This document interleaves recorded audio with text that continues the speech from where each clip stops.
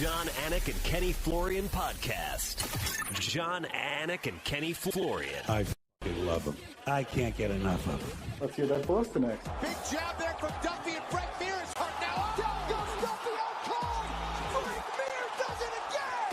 Rock'em sock'em robots here. Oh my goodness. Hyperbole. They're a couple of absolutely self-involved bullshit artists. Here are your hosts, John Anik and Kenny Florian.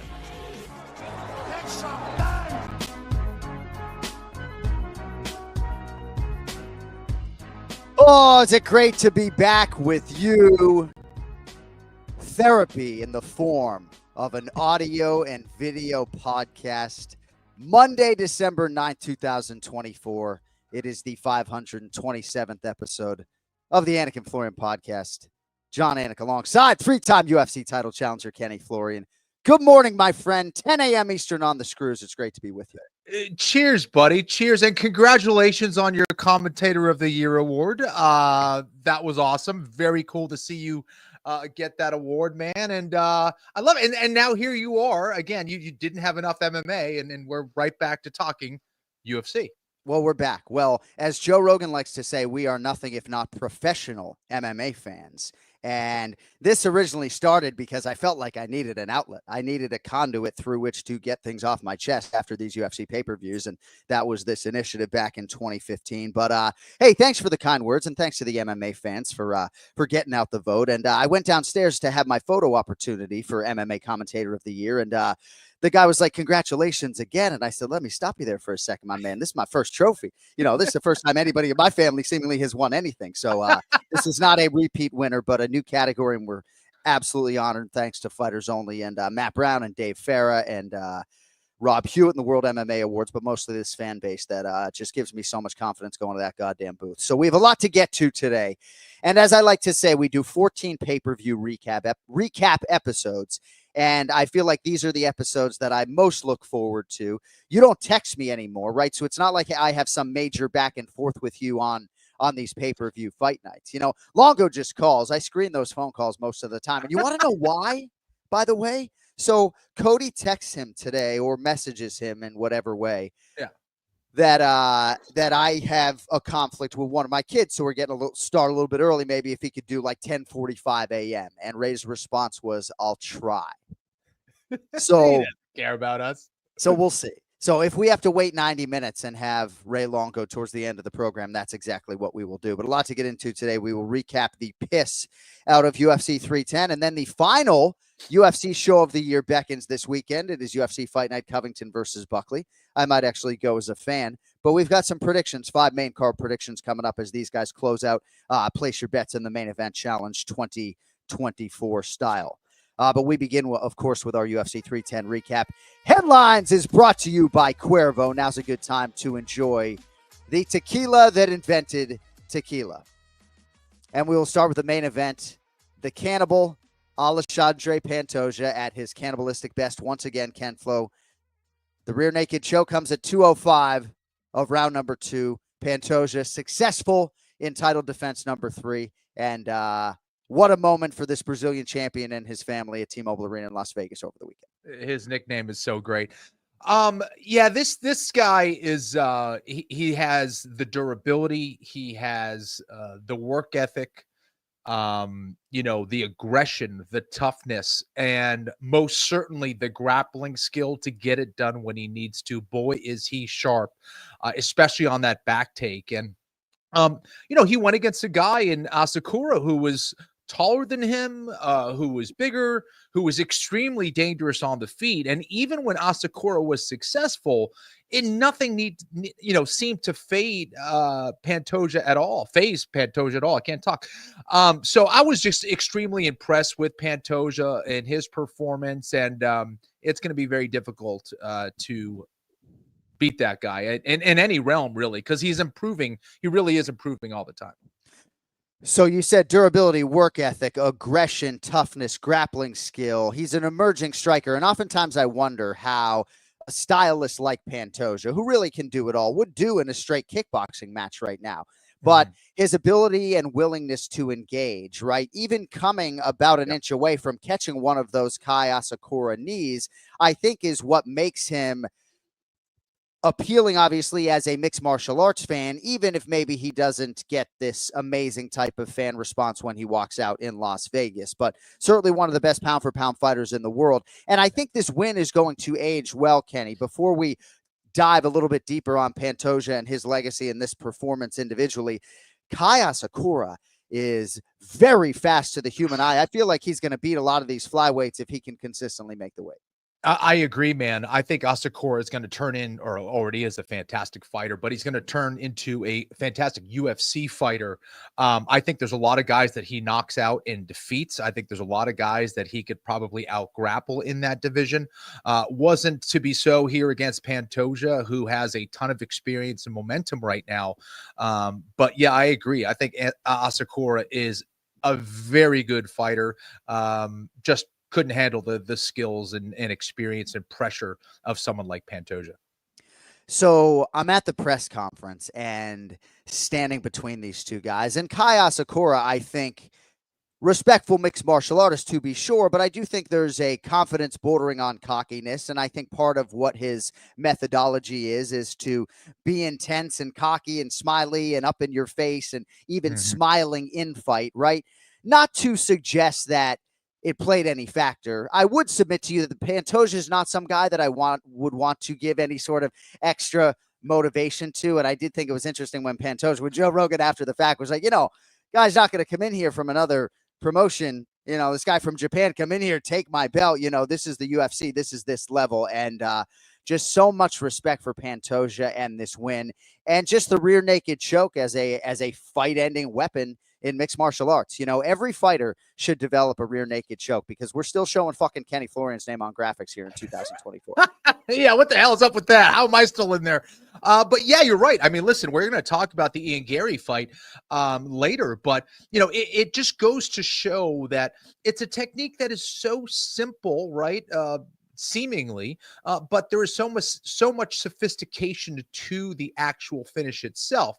Pantoja is an absolute master grappler, man. And that is the difference. So, yeah. And just his eyes, dude, like he's that guy that I think would be willing to die inside the cage. You hate to say that. I don't say that lightly either, but he just has that mentality of nothing is going to stop me. Some guys get hit, get hurt over a period of time, and it affects them.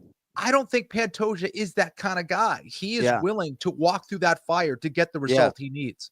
There's no doubt. So in our fighter meeting with Nate Landwehr, one thing he said was of his fight with Doo Ho Choi, who will downshift first? And Nate Landwehr doesn't downshift. And we've talked about this, right? For me as a professional athlete, right, playing defense as a high school basketball player, I'm fucking downshifting like Antoine Walker with the Boston Celtics with my hands on my knees, right? And I think among Pantoja's greatest traits is that he won't downshift. Now, he didn't experience a whole lot of adversity in this fight, came close to catching one knee, I thought, at least to my eye at one point in time, but even if he does experience some adversity bordering on a concussive blow, I still admire and commend his ability to walk through that.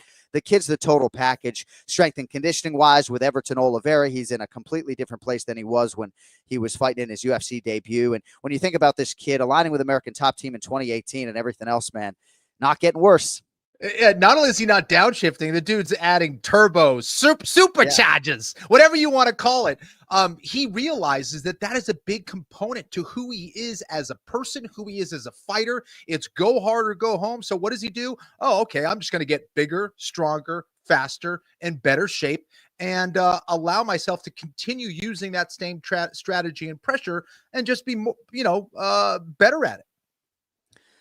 So Pantoja now has 3 successful title defenses. He has 3 wins over one of this division's other all-time greats. And I know there aren't that many all-time greats in this 125-pound division, but he's got 3 wins over the assassin baby Brandon Moreno, one of those in exhibition, one of those actually in the UFC. And without an obvious person to call out, Alexandre Pantoja calls out Demetrious Johnson, who has said he's been offered $2 million to come back and fight, and he's not going to fight, and he's coming up on 39 or 40 years of age. So that is what it is, right? But for me, even before Pantoja called him out, to invoke the name Demetrious Johnson on the broadcast suggests that Pantoja is doing some things. So we always talk about the fighters in the modern era, right? The fighters of today being the greatest champions of all time. And even if Israel Adesanya's legacy doesn't stack up in totality to Anderson Silva's, I would argue the guys he beat in the modern era stack up really favorably to Anderson Silva's best wins. So what do you think about Pantoja increasingly getting better and what he has done so far, I guess, comparatively to the all-time great flyweights? Yeah, I think it's a great question, and also is dependent on how you're going to define that. How are we seeing it? Is it just based on wins? Is it consistency? Is it overall skill set? Who they've beaten? I think all of those play a factor. And as far as being a true multifaceted mixed martial artist who carried that consistency inside the octagon, well, I would have to say that Demetrious Johnson is still that dude. And even like his modern skills will still hold up here in 2024, no matter what. Like, it's hard to identify a weakness in his game, but can he beat Pantoja? Pantoja may not be as multifaceted, but if you have a singular skill similar to a Khabib Nurmagomedov, an Islam Makhachev, a Khamzat Chimaev that is so good that you can't stop it, then shit, Pantoja is right there in that conversation. As of right now, I would still have Demetrious Johnson ahead, which is why I think that Pantoja call out kind of made some sense. People were kind of upset about it and didn't really understand. It's like, well, he is calling out the GOAT, and I kind of like it. And, the odds of that happening were probably low, but it just shows the confidence that Pantoja has in his game and how he's trying to kind of build himself up as a fighter and say, I'll fight whoever the hell it is, bring it. Even if they're not in the octagon, I want to face the best. And I love it. I'm here for it. But, bro, what would Belal Muhammad have to do to unseat or get compared to your dear friend and former training partner, George St. Pierre, is the greatest welterweight of all time, right? Because Matt Hughes was in that conversation and I think still is for some, right? Kamaru Usman was seconds away from beating Anderson Silva's record, and it seems like that loss actually followed up by another loss to Leon Edwards, cost him a place in that conversation with George St. Pierre, with all due respect, right? But what is Belal Muhammad? And I'm asking this somewhat rhetorically right now, right? But what exactly does he have to do in your mind to pass George St. Pierre? Because I'm asking when he hasn't even defended the title, because he already has a double-digit unbeaten streak. So the point I guess I'm trying to make is that Belal could defend the title 3 times, and people are still going to scoff at George St. Pierre. And yet in this era, he might be adding Shavkat Rakhmanov, Ian Machado Gary, and Jack Della Maddalena, and show me George St. Pierre with 3 wins that are better than those 3. Gosh, that's a complicated question here, because I think in a lot of ways you need a great champion to put yourself over, right? Or at least to the masses out there. He would need to beat Kamaru Usman, when Usman was the man, to get that kind of respect. He would have to beat a George St. Pierre, especially, somewhat near his prime, to get that respect. And now for Belal, it's like he needs to go on like a 8-year undefeated streak in order to kind of be in that conversation. And so that's going to be tough for him. We need parity as fighters. We need some other great fighter to get us that great respect. And I think for Belal, it's extremely impressive. And we're going to talk about him in regards to the top pound for pound fighters later on. But he's an amazing fighter who I think will require many more years of consistency for the general fan base to get that respect and be in that conversation as one of the greatest welterweights of all time, in my opinion. So the reason I bring it up is just because Mount Rushmore, right? And I don't even love having the conversation, but Demetrious Johnson feels like he's going to have a spot on my Mount Rushmore into eternity. He feels undethronable when it comes to my John Anik Mount Rushmore, which matters not, right? So now here we are with Pantoja having 3 title defenses, and I'm sort of wondering aloud, well, what exactly is it going to take? It's not going to take another win over Brandon Royval, and therein lies the problem, right? Brandon Royval is the #1 contender. He recently fought Alexandre Pantoja, and that's part of the reason he's calling out Demetrious Johnson, and part of the reason why Kai Asakura got a championship fight in his UFC debut. Cody, you can populate the rankings for us in the private chat. What are you to do if you're Alexandre Pantoja right now? What is going to further build your legacy? Because this Kai Asakura win, as we believe, both of us, is going to age gracefully and be a really good thing. But I just don't know exactly. I mean, Kai Kara France, right? I believe those guys fought on The Ultimate Fighter too. Perhaps not. Yeah.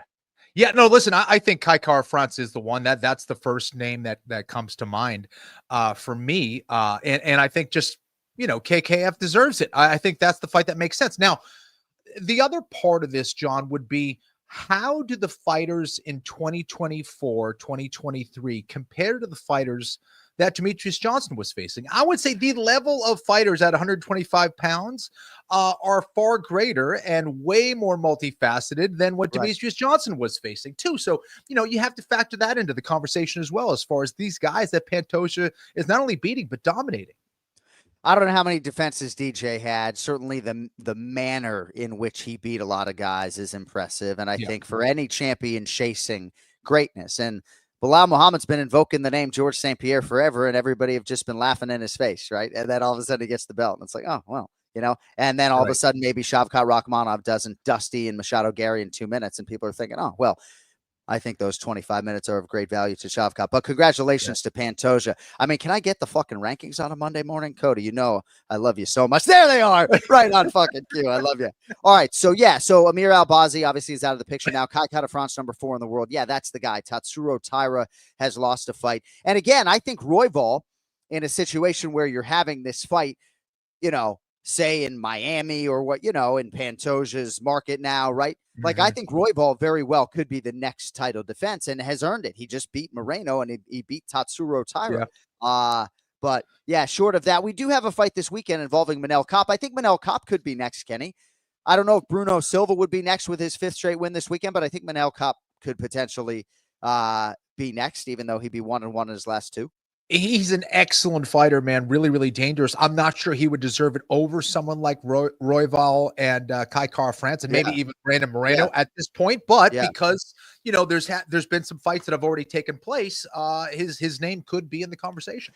Of course, Brandon Moreno is number 2 ranked contender, and not to leave his name out of the conversation, right? But promotionally, what are you to do exactly, right? Did you not stage 4 fights between Brandon Moreno and Davison Figueiredo, and he has fought Alexandre Pantoja 3 times, right? Like, if anybody needed Kai Asakura to come in there and wreak havoc, it was probably Brandon Moreno.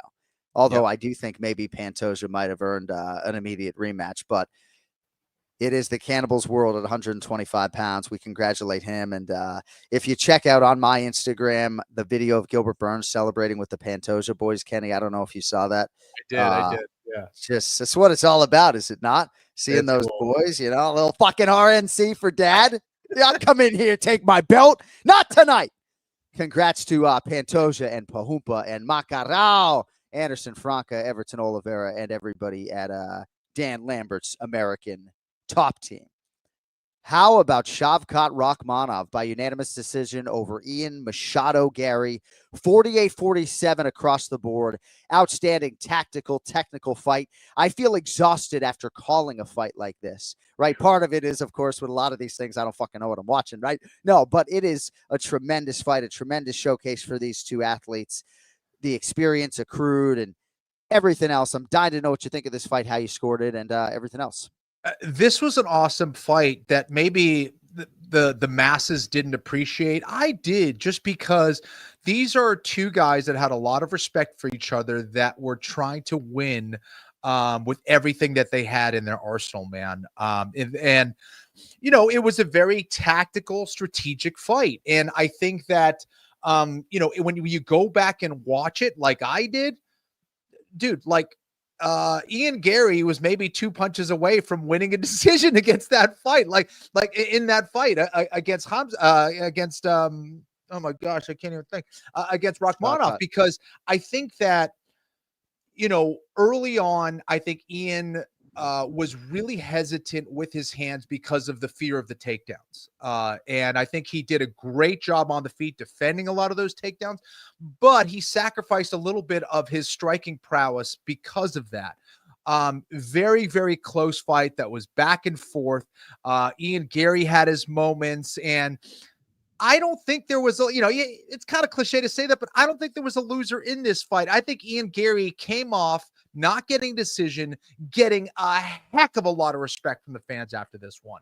And Rakhmanov did as well, of course, showed his toughness, showed his ability to survive in some really tough spots on the ground. And it was fascinating for me. So I know Daniel Cormier had it, I think, 48-47. Certainly we all had Ian Machado Gary in the round in which he was trying to execute that rear naked choke. What do you have for us on that submission and how relatively close or not that fight was to maybe ending there? Gosh, I mean, if I'm watching this video and I'm Ian Gary, I'm going to be pretty ticked off at myself just because there was one little detail that I think he missed, and he put his chin directly over the head of Rakhmanov when he was trying to look for that rear naked choke and effectively allowed Rakhmanov to have a frame in that process. You can't get a tight connection when you place your chin over the head. You have to be basically ear to ear to finish that rear naked choke. And he did all the hard things, all the tough work to get into that position. But the kind of simplified way of finishing that, he kind of missed. So that was a tough one for me, who picked Ian Gary to get the win. It was so close, dude. And again, another testament to Ian Gary not looking for a way out, not giving up on himself. He tried to win that fight. The back take was beautiful. The control was beautiful, but the finish was just a bit off. So are you saying that you're screaming from the corner something like ear to ear at the top of your lungs, or what exactly is? Yes, exactly. Ear to ear would be a good way to put it. And as opposed to being directly lined up, like if this is the head of Rakhmanov, I don't want to be here. I got to be here in order to finish that choke. Right. So, yeah, that was kind of the issue. And good stuff there, Cody. You see his head position not quite aligned, not oriented the way that you want to be. And, basically, if you see a failed grappling position, it has mostly it has to do with a lack of orientation. The orientation of your bodies are probably incorrect. Like everyone kind of will talk about grips and things like that, but the orientation of Ian Gary's body is a little bit incorrect, especially in regards to his head position. So, yeah, dude, I mean, it was under the chin. It was under the chin a couple times actually as he was going for it. Just again, that little finish at the end was a little frustrating to watch because I thought Ian Gary was going to pull it off, dude. Is any part of it that Rakhmanov is taking some sort of preventative measure with head movement to try to make it more difficult for Ian Gary to sort of get to that spot, or? I think it was more Ian not finishing it properly than it was Shavkat actually doing something. But you're right. Defensively, if you're getting choked, that's what you would actually do is misalign your head a little bit. But I think it was more Ian Gary than Shavkat, which makes it that much more frustrating. But unfortunate, man. All right. So Ian Machado Gary is getting all the best training in the world when it comes to Damian Maia and Charles Oliveira and Diego Lima, But if anyone wants to go to that padded room at Ken Flo's house in Charlotte, North Carolina to refine the rear naked choke, I think it was Michael Chiesa maybe with his 7th rear naked choke victory in the UFC, and we show the graphic, pulls into a tie alongside Kenny Florian into 2nd place all time for the most rear naked chokes in UFC history. Did you see that this weekend? I did. That dude knows how to do a rear naked choke.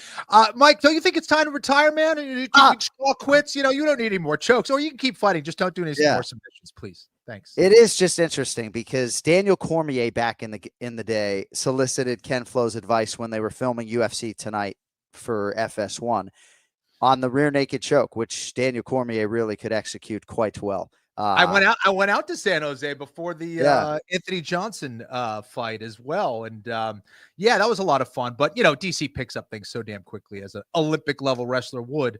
But yeah, he's not trying to submit Shavkat Rakhmanov too, right? Yeah, exactly. So for Shavkat, right, and so much praise to go around. I believe I'm in the minority, and I guess I can say this on a microphone because Ian Machado Gary knows that I am one of his staunchest supporters. I actually thought Rakhmanov won the first 4 rounds. And I know that's minority opinion. I know most people had it 3-1. I guess it's neither here nor there. Machado Gary was very competitive. I'm curious. I didn't see Machado Gary's post-fight comments as to how he feels about his overall striking volume. I do think a little more aggression and less focusing on that countering style might have yielded better results. But Rakhmanov's incredible, man. He really is. And I think for him to have accrued this 25 minutes of experience before the Belal Muhammad fight is absolutely enormous for him, right? I know a lot of people are saying, oh, now for Belal, right, this has got to be a tremendous source of confidence. And there's no overstating how much value there is for Belal to have been able to not just watch this fight, but to have seen it live. But Kenny, what do you think about Shavkat, his performance and victory, which maybe is getting underplayed because Machado Gary's getting so much credit, and how much value does this fight present to him now as he moves into the title fight next year? Well, people can see that Ian Gary was a real threat and an elite fighter, truly elite in that division. So for Shavkat to go out and beat him and survive some very difficult spots and to get out to that kind of a lead shows the kind of firepower and skills that Shavkat Rakhmanov has. The dude is amazing. And again, like you said, to get 25 minutes under your belt heading into a huge fight against a guy in Belal Muhammad who has a ton of minutes under his belt, I think is exactly what you want. That's the way you want to do it. This was a very risky fight for Rakhmanov to take, but I think it will add a heck of a lot of value for him as he takes on Belal in his next one. And in regards to the fight itself, I did have Ian Gary winning the last 2 rounds, but absolutely round 4, John, was very, very close. It's not like it was a clear round for Ian Gary either. But anyways, Shavkat getting out to that big lead, winning, bagging those first 3 rounds was huge, dude. So what do you think about the title fight between Belal Muhammad and Shavkat Rakhmanov? Who do you expect to be the betting favorite? And as I stall for you just for a second, I would submit to you that the betting line would be moving closer to Belal Muhammad based upon what we saw this weekend, even if Shavkat Rakhmanov will still be the betting favorite. So I must admit, I cannot tell a lie. I did see the odds. I believe it was our buddy Aaron Bronstetter that released them. And I think it was a minus 190 for Rakhmanov. I forget exactly what Belal's odds were, but it was pretty close. It wasn't a huge favorite for Shavkat. But I'll tell you this, I don't agree with it. I would have Belal as the favorite. I really would. And this is no disrespect to Shavkat Rakhmanov. I think he's a tremendous fighter. I just think for Belal can figure out a way to beat that guy. And I think that's where Belal's greatness lies, is in his intelligence and his ability to execute the right tactics and strategy at the right time. And I think for Belal, it was extremely valuable to see 25 minutes of Rakhmanov and see exactly how he would go about that fight. You do not want to give Belal a whole lot of minutes out there to try to figure you out, because he will.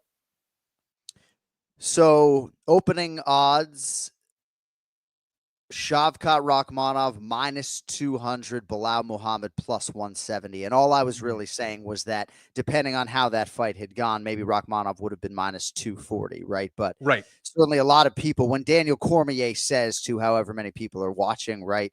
If you're Belal Muhammad, you got to like this result or whatever. But I do believe there's a lot of value for Belal and Tom Aspinall watching John Jones live, not just watching them on television. So a television producer might say to you, Kenny, so who gets more value from this? Rakhmanov for the 25 minutes or the champion watching him live, right? And if I was an analyst, right, I'd probably be like, I don't fucking know. There's value in both places, right? And you're right. But it sounds to me like you think Belal Muhammad at plus 170 maybe has some value. So we can stop it down there. But I do think Shavkat Rakhmanov deserves a whole lot of credit. And there are some reports that maybe he dealt with a torn or partial tear in his MCL going into this fight. And if you did see Alexandre Volkov in the 2 knee sleeves, he has a messed up knee. And this fight was supposed to happen at UFC 308. And we acknowledged as much on the broadcast, but he was to fight Cyril Gane in a rematch UFC 308, October 26th or whatever it was. And he sort of said the knee is what it is. He delayed it. He wasn't going to pull out. And never 100%, and win some, lose some. I really like Volkov's attitude. I feel really bad for the guy, and I guess probably a good transition point, unless you have anything else on the welterweights. Cody's saying that he feels like Volkov's left knee looked buckled the whole time. Out of respect, actually, I didn't ask Volkov which knee it was in the fighter meeting because he's 6'7" and has a big tattoo on his back. So words like robbery or hosed or spayed or fucking neutered. I think Alexander Volkov got hosed, man. I don't lead the league in guys who shout robbery, but split decision goes to Ciryl Gane in the rematch. I thought Alexander Volkov won the fight, and Dana White comes to him at the inspection zone and says you got fucked, and I'm sure they'll try monetarily to do right by Alexander Volkov, even though promotionally it's not really their job. But yeah, I mean, close rounds, close fight, I guess. I just really feel for Volkov, right? Instead of a 5-fight winning streak, I don't know. I mean, maybe the UFC has a way to sort of match make otherwise, but this is a big blow to this big man. Yeah. Listen, I think it's easy to get excited during a fight, right? And I'm watching it and I'm like, well, Volkov should get the nod. And did I miss something? So I, woke up this morning, saw the fight. Volkov won the fight, man. I think, and listen, there's even an argument that he may have won all 3 rounds. Like it was that close, and I think that Gane certainly had some good moments, but I think when we're talking about effective striking and even effective grappling, there were some good exchanges for him as well. I think he was landing the better shots against Gane. I really do. And as far as on the ground, like guys didn't really do anything to them. At the end, it was at the end of the second when Gane had that guillotine, or the end of the first, I forget. I don't think he was in trouble there. And if that was the difference of what, gave him the round, it wasn't that close. And there are a couple things. First of all, the head, like the back of the head needs to be like shoved down towards the chest. That position was not there. And not to mention, as soon as that break happened, Volkov got right back to his feet. When you see a guy that is gassed or struggling to get blood to his brain, they usually sit on their knees or hang out for a little bit for a second or two, recompose themselves, and stand up. Volkov got up immediately. It was not really an effective submission attack by Gane. So, that was tough, man. Well, and this is why, as a judge, you certainly need to be able to know what effective grappling is, right? Because if the 2 most important criteria are effective striking, which my daughter can see more easily than effective grappling, right? Then you need to figure out what effective grappling is. And I don't think it would hurt to have judges have an intimate knowledge of the athletes to know that Alexander Volkov is a credentialed Brazilian Jiu-Jitsu brown belt who, Ezekiel choked a guy last year, right? I mean, not for nothing, right? Like he knows his way around a submission, even though he's a 6'7" kickboxer, right? And I do think that's what it came down to. And I feel like Volkov, yes, I think he lost the round on 2 of the 3 judges' scorecards in which he landed a big spinning back fist, Yeah, I feel badly for Alexander Volkov. And I don't want to go ahead, please. Well, I was going to say, and the worst part about it, why I feel so bad is, he is so much better than we first saw him, dude. Volkov has been working his ass off to get better as a striker, as a grappler. He put on muscle. This was the best he looked physically. And then he goes out, gives an awesome performance against a tremendous fighter in Ciryl Gane, and then doesn't get the nod. That's one of those fights that would have changed the trajectory of his career at this stage of his game. And he didn't get the nod, dude. So certainly it stands to reason that Ciryl Gane's next fight is not going to be Tom Aspinall or John Jones. Right now, we don't know what's going to happen with John Jones. We don't know if indeed John will be a man of his word. If he gets whatever it is, $25 million to show whatever the number is, will he fight Tom Aspinall? I don't know. But seemingly that fight could happen. If that fight doesn't happen, it doesn't seem as though it's going to be Ciryl Gane. So promotionally, if indeed UFC CEO Dana White says to Volkov, you got effed, right? Can't they have Volkov fight Tom Aspinall? I know they fought recently, right? Did they not? But can't you have Volkov just be the beneficiary and match make him as if he has this 5-fight winning streak? Can't you do it? Absolutely. Absolutely.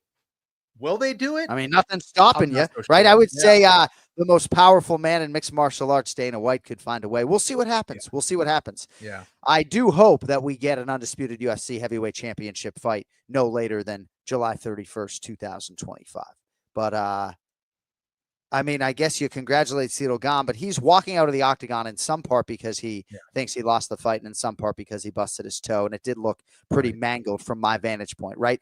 But the decision is announced. And Fernand Lopez, who always wears his heart on his sleeve, right? Like we were in our fighter meeting. DC tried to relay this to the audience. Ciryl Gane, he's suggesting that he lost to John Jones in 3 minutes. And Fernand's like, nah, bro. It's fucking 2, man. And Cyryl's like, hey, man, come on. It's 2. You know, I'm like, well, 204. So they have a good relationship. But, bro, Ciryl Gane wins this fight. And Fernand Lopez in front of the broadcast booth. And if you're on audio only, I apologize, but I have my hands over my head. Fernand Lopez over the broadcast booth, hands on his head, like as if, oh, my gosh, like it almost was a reaction as if his guy had dominated and got hosed and he didn't know what to do. But it was reciprocally that his guy had not gotten dominated, but maybe had lost and had been awarded the win. And what is Volkov show versus win money? Dare I ask? Gosh, I don't know, man. But by the way, props to him on the cornrows. The Kenny Powers look, the Patty Pimblett look was very impressive. Man, I think he needs to do that again. Yeah. Powerful. All right. Thug nasty, thug filthy, Bryce Mitchell. Doing everything right in training with his diet, and he gets Kron Gracie out of there with a great knockout, the slam, the follow-up, 10 flow elbows. So, yeah, it appeared as though Kron Gracie partially, concussed himself. I mean, not himself, but the slam, the pulling of guard. Gosh, man, I feel like I'm going to mute my mic, clear my throat, and let you just talk about all of this. Kron Gracie is a martial artist at this stage of his career, and everything that Bryce Mitchell did well to make sure that, he became the first man here to finish Ice Cream Kron. How do you not love Bryce Mitchell? I just love his whole attitude of how he goes about the game. He clearly was taking this very seriously. And I agree with him that, like, although he wanted to stay on the feet and that's where he was going to have the big advantage, I think Kron was actually doing a great job of initiating some of those grappling connections and forcing Bryce to go to the mat with him by jumping close guard. Now, that was the case until the very end where he jumped guard, stayed up in the air, and Bryce made a nice slick adjustment, put his forearm across the jaw. We've seen this a few different times in the UFC specifically, and decided to go, okay, now I'm going to go to the ground with you. And as he did that, put all of his weight behind that forearm or elbow and concussed Kron Gracie because of it. So, it was confusing though for me because Kron was talking about how maybe he succumbed to some pressure from the jiu-jitsu community or the people around him that he should fight more of a jiu-jitsu style and how it was the worst performance of his life, and then proceeds to do the exact same thing here against Bryce Mitchell. So I was a little confused as to what he was doing and why he was doing it. It's really, really difficult, man, to submit another Brazilian Jiu-Jitsu black belt or any decent grappler in 2024 in the UFC from close guard. So the arm bar, right? The close nature of it or not, I don't know, but Bryce Mitchell did acknowledge it. And I'm just going to play devil's advocate for a second. And that's all I'm really doing, because I do agree with you, because I think there's so many unknowns when it comes to Kron Gracie.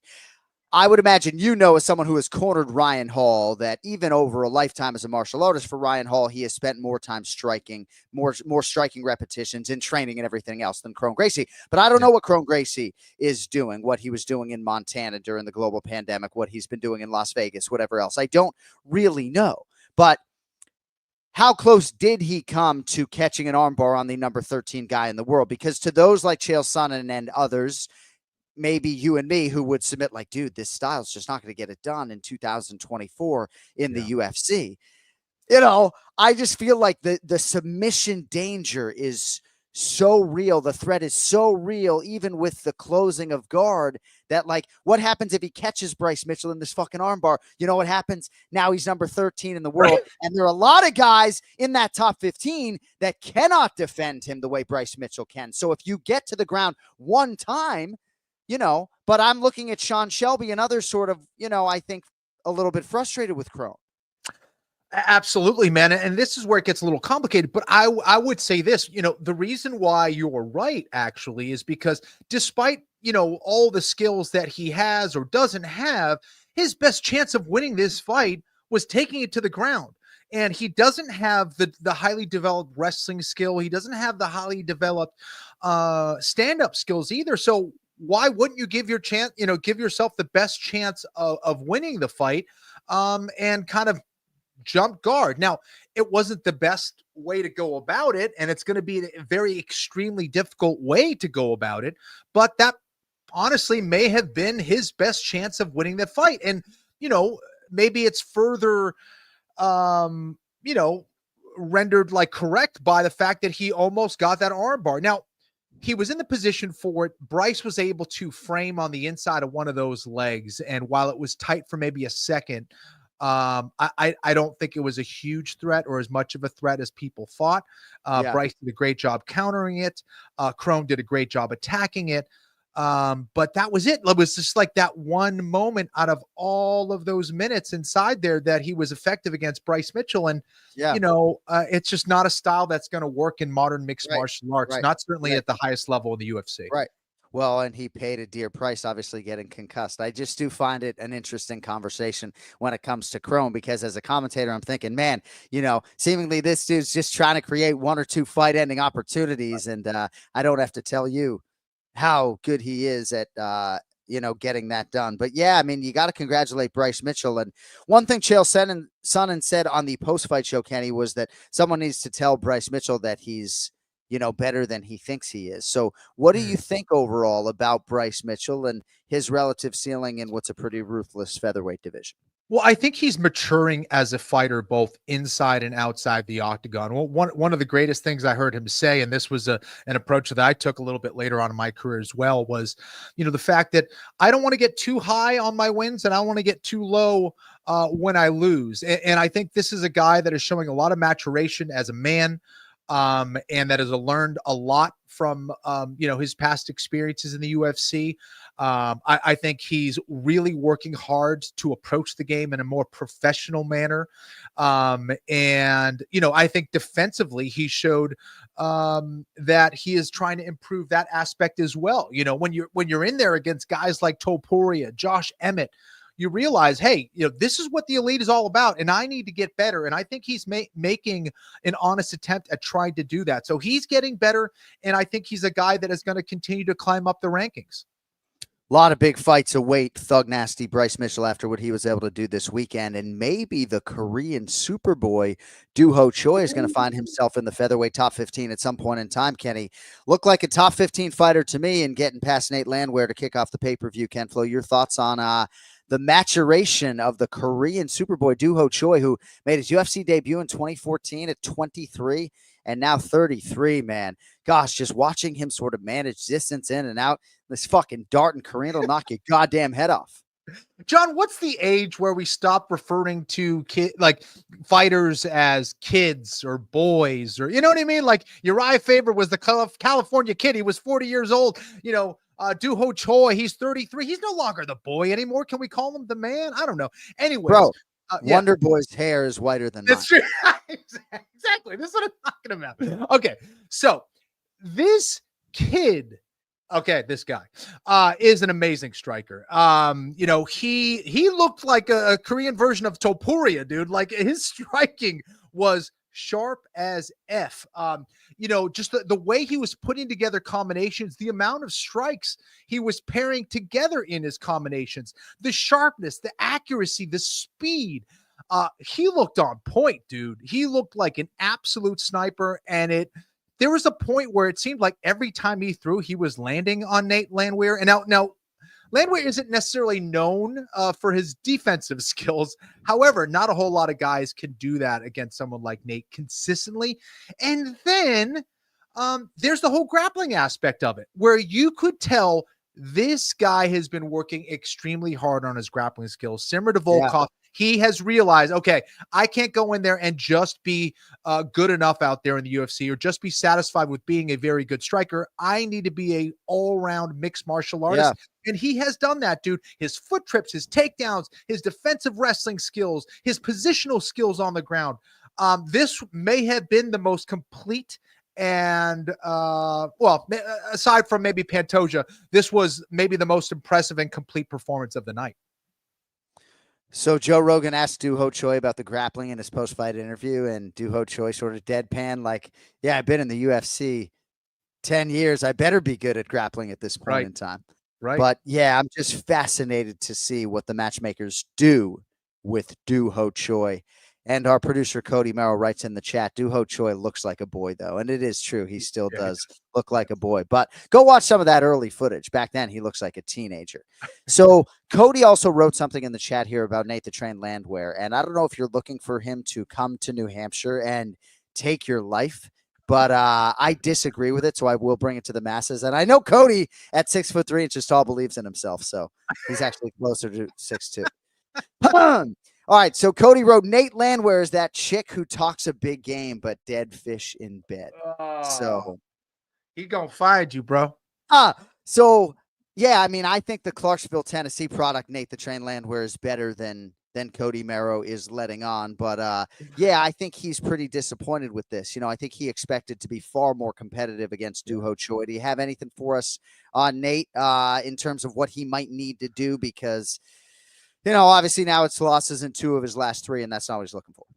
No, you know, his toughness again is just so damn impressive. This guy is extremely durable, but you can only go so far. Like you do not want to send. It's almost more dangerous to send in a fighter who is courageous and has a good chin, because all it's going to do is destroy their brain. And I mean that respectfully for Nate, who I think has a lot of potential as an athlete as well. So what does he need to do?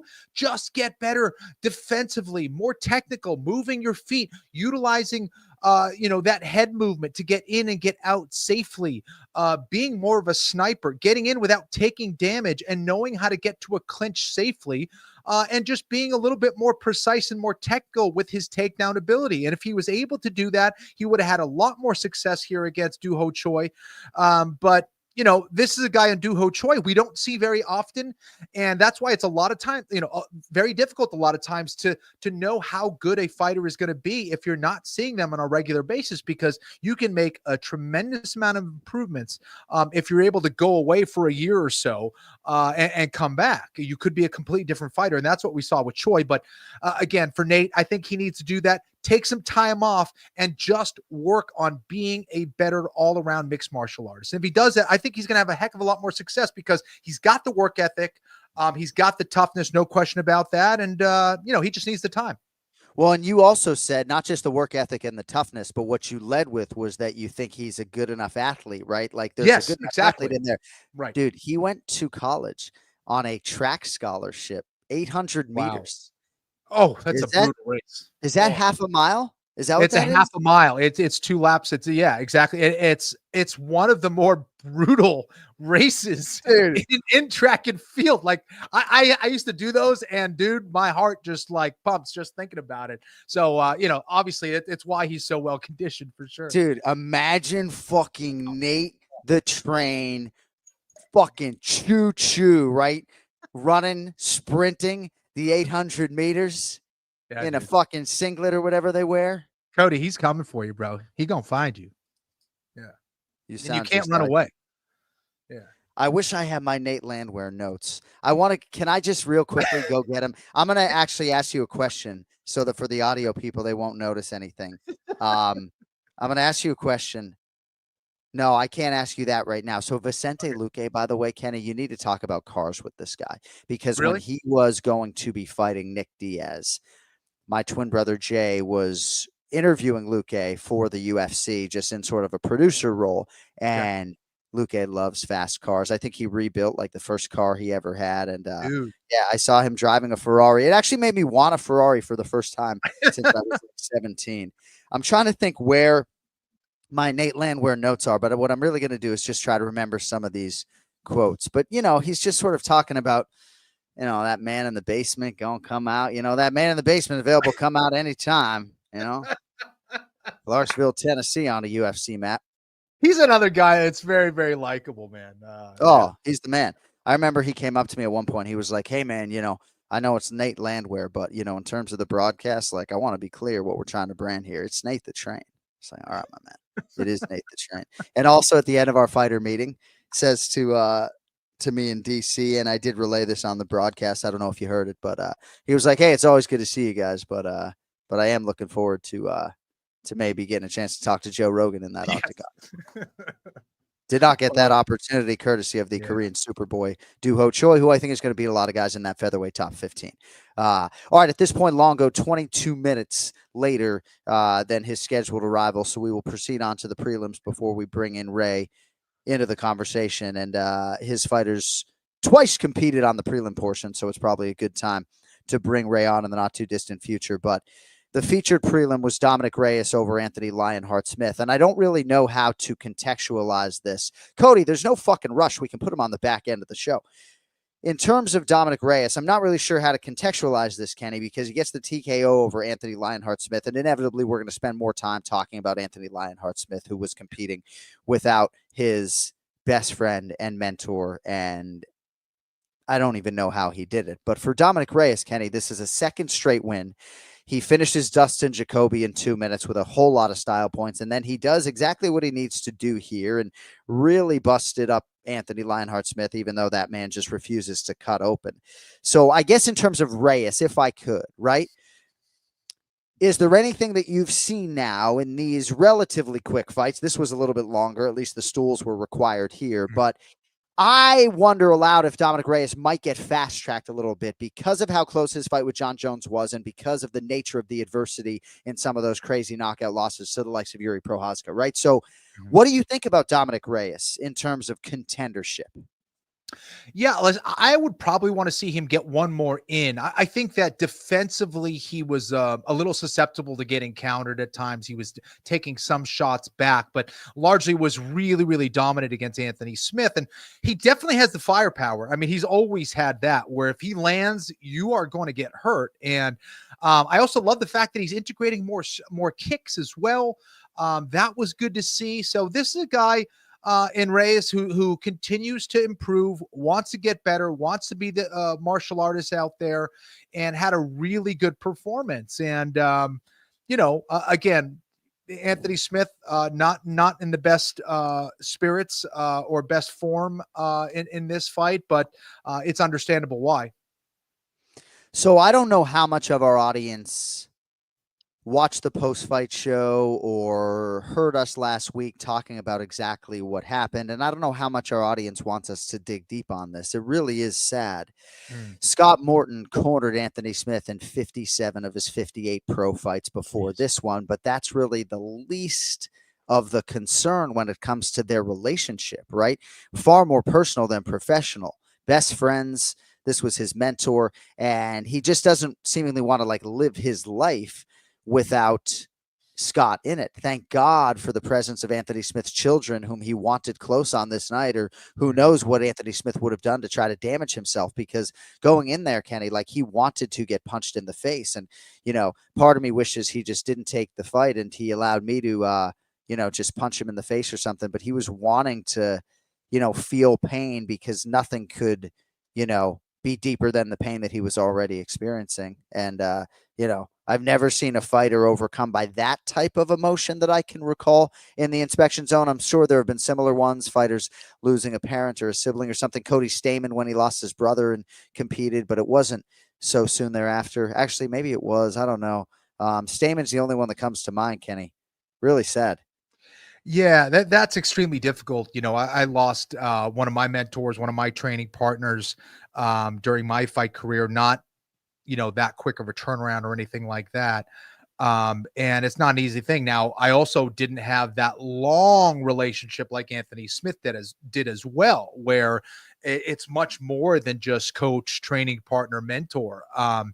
And that has got to be really, really difficult. And I think this is where, and I've certainly made this mistake as a fighter, where your toughness ends up being your worst enemy, or your willingness or your courage or your willingness to want to compete ends up kind of coming back to bite you. And it's tough because you don't want to be that guy that all of a sudden drops out of a fight, but at the same time, you want to bring your best performance. You want to put your best foot forward. And for Anthony, we've seen this a few times with him, whether it's injuries or other things that have gone on outside the cage. And it's tough because, Anthony Smith probably should have a much better record than what it says right now.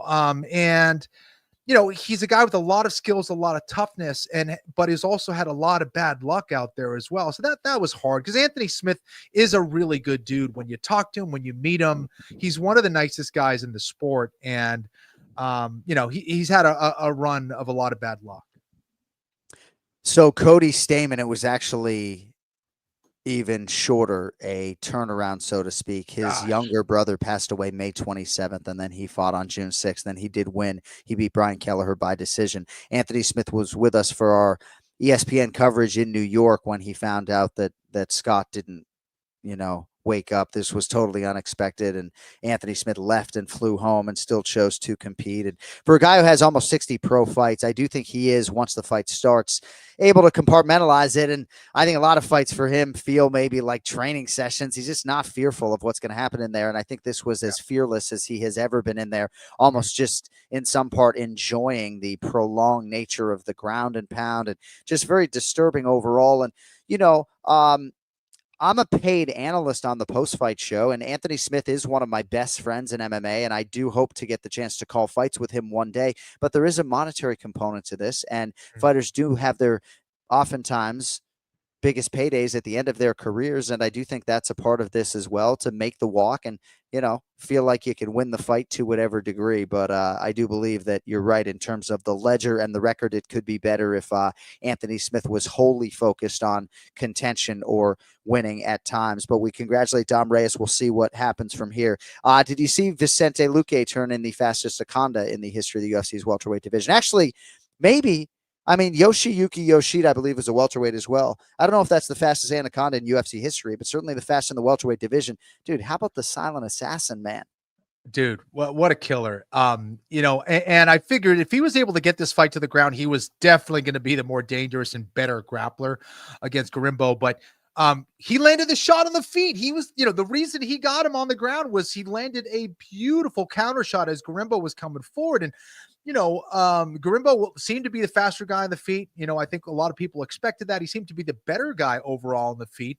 But Luque was the one who landed the better shot, dropped him, and just pounced on that neck. Has one of the best front chokes in the game. And again, talk about one of the nicest guys in the sport. Vicente Luque is certainly that, able to get a win and maybe put that towards another Ferrari, John. Oh, my goodness. How much is a Ferrari, Kenny? I know it's a broad question. Yeah, so it depends. But right now, like the high-end Ferraris are going for a lot and continue to kind of go up. They're like these investment cars.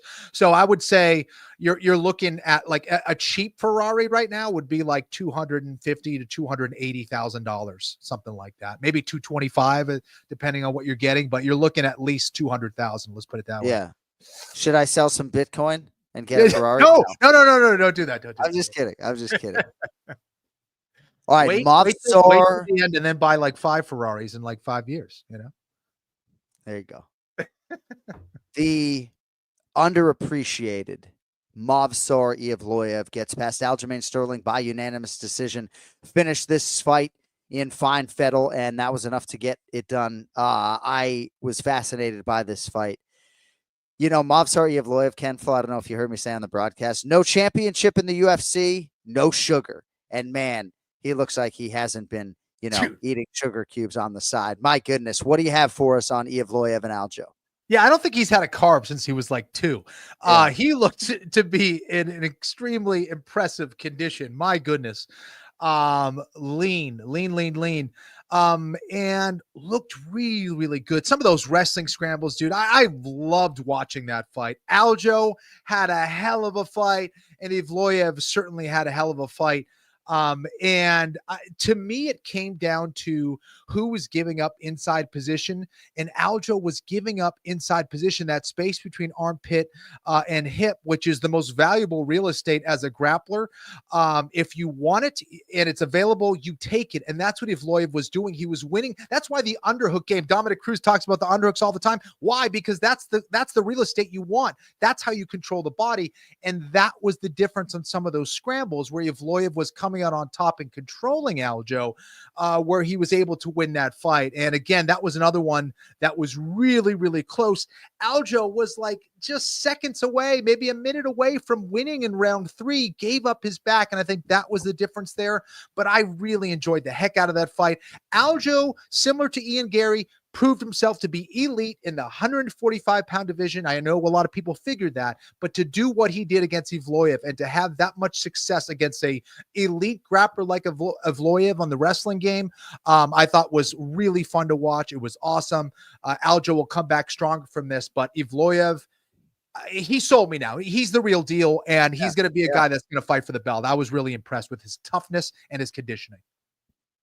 Nicely analyzed, Ken Flo, as usual. Appreciate everybody joining us on this live episode of the Anik Florian podcast. We are 1 hour in. We have Brian Petrie coming up in about 5 minutes. We will get you predictions, UFC Fight Night, Covington v. Buckley, and then we will talk to the great Ray Longo on the back end of the program as we circle back to UFC 310 and get to some other things. Kenny, in terms of some of these fighters who maybe are either in the twilight of their careers or potentially on the way out, Dana White at this point has called for Clay Guida, who lost to Chase Hooper, Chris Weidman, who lost to Eric Anders, and Anthony Smith, who lost to Dominic Reyes, to retire. I was asked on the post-fight show about Chris Weidman. I'm never in the business of retiring fighters, and part of the issue, of course, is what I mentioned earlier, that the biggest paydays oftentimes come at the end of careers, right? Like, I know it's hard to compare other sports because when I talk about Major League Baseball and the veterans minimum is millions of dollars at the end of the career, right? But oftentimes in other sports, in the NFL and Major League Baseball and the NBA, you're making the veteran minimum in the last year of your career. So your worst payday is your last year, whereas as a fighter, your last fight is your biggest payday. So anything for us on those three individuals and what you think maybe they should do at this stage of their respective careers? Yeah, it's tough. I think anytime you get to the point where you don't want to be in there, that's where you really have to start asking yourself some serious questions. Should I continue to fight? Because, it's not like, for everyone who has the, your regular typical job, you got to go into work, you got to go into the office, and not everyone wants to be at work all the time. Right. If you're not feeling great and you don't want to be in there, well, you get beat up. Your brain's going to take that damage. And I think that it's hard to tell, with someone like Chris, for example, was it an injury of why he was kind of not doing what he should have done, or did he not want to be in there at a certain point? I'm not sure. Only Chris can kind of answer that question. But if you find yourself in a UFC fight and you find that you don't want to be in there anymore, I think that's where you should probably hang up the gloves. So yeah, I don't know. Clay Guida, I think he's not making the improvements that he needs to make at this stage. Like, he's just been the same fighter, and he will just get continually fed to younger, better fighters. And I'm not sure if that wouldn't be my approach to the game. I wouldn't want to be that guy, but Clay still enjoys the heck out of what he's doing and loves it. Right. So we're talking about a couple different cases, maybe, but Clay Guida can't realize the payday in the UFC anywhere else in the world, I don't believe, right? Clay Guida, whom we both absolutely love as human being and fighter, he could have 2 fights go into the UFC Hall of Fame, but he's 18-19 in the UFC. This was, though, his first 3-fight skid in the UFC. Anytime he had lost 2 in a row, he had always responded in kind. I don't know what his show money is, but he's still in shape. He still wants to be in there. And again, we should probably spend more time talking about the bonus winner, Chase Hooper, which is an incredible story, right? But yeah, Guida still wants to be in there. But like for me, okay, like my approval rating is probably the highest in Australia of anywhere in the world, right? But I don't want to fly there from South Florida. I don't want to go to Perth because it's a 38-hour itinerary. But I'm going there for my children. You know, I'm going there for my kids. I'm not going there because I want to call the pay-per-view for my ego. I'm going there for my children, right? Mhm. And Chris Weidman and Anthony Smith, I think they both still want to be in there too. But I also think they're fighting because they're prize fighting as well, and they're fighting for their family, and maybe they can't realize that payday anywhere else, even if both of them have maybe broadcasting aspirations and a ton of ability. So that is true. And it's also, not everyone has the ability to go out and do something else, so if you are trying to maximize how much money you can make in your career, then, that may take precedence over other things, like saying, hey, I'm going to go out there and put out my best performance and do that. And keep the best record that I can in my career. Everyone's motivations are going to be different for sure. All right, congratulations to the African Savage Kennedy Nzechukwu winning a bonus for that outstanding right hand that felled Lucas Jeske. Chase Hooper winning a bonus as well. Dude, how about fucking Chase Hooper before we get to BP? I mean, what else can you say about this kid? Really a lightweight worth keeping an eye on. Joshua Van, just outstanding in the flyweight division. Pantoja got a bonus, as did Vicente Luque. More on UFC 310 coming up later in the program. The Anik and Florian podcast is presented by Draftkings. Draftkings, the crown is yours. All right, time for the main event challenge. UFC Fight Night Covington versus Buckley, our final main event challenge of the year.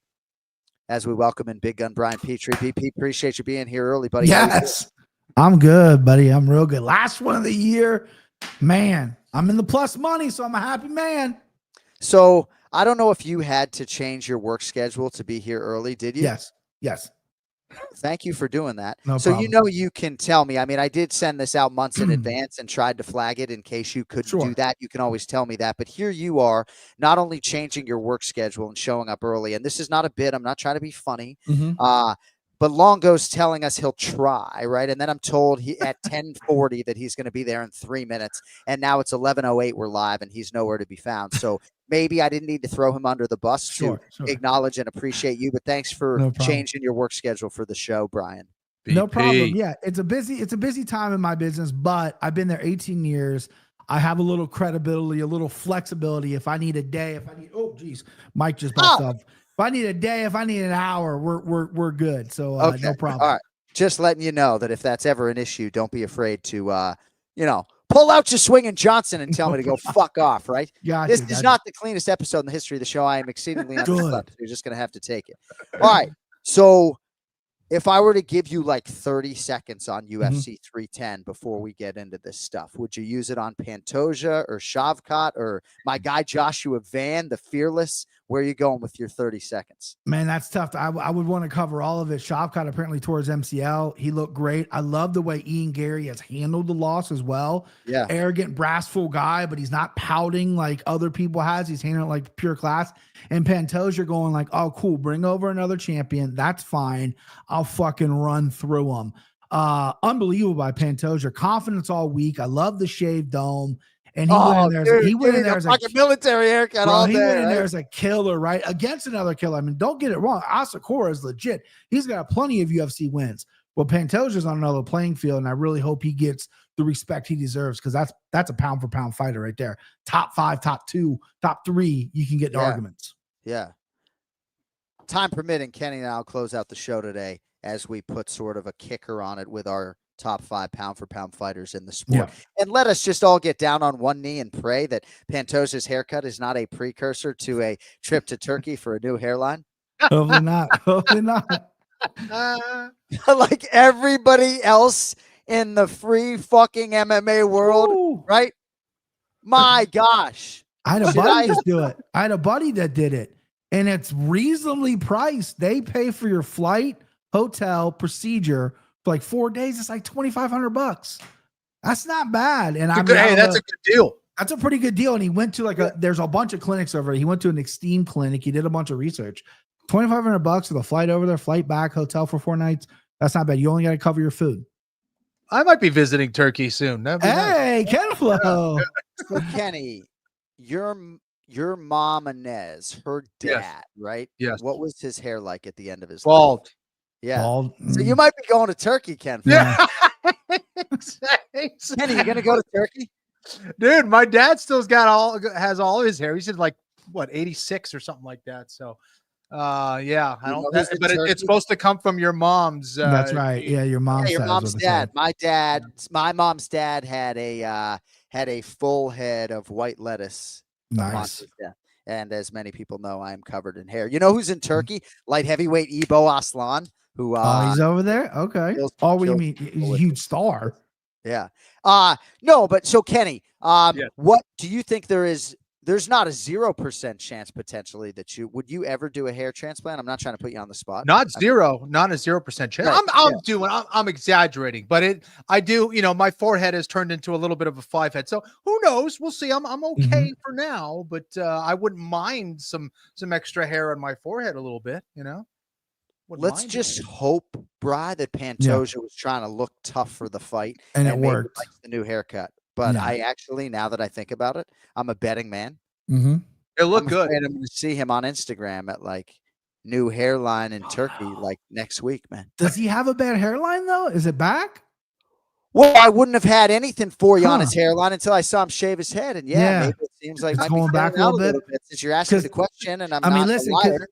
he did rock like a shaggy style for a while. So maybe you're right. Maybe it's a precursor. Maybe he wants that shag back. I don't know. Yeah. Yeah, He's prepping the skull for Turkey. Yeah. That's Yeah, good. unless he could, he's got a. Yeah, it's not too bad. I love how we're just speculating on this. Yeah, right.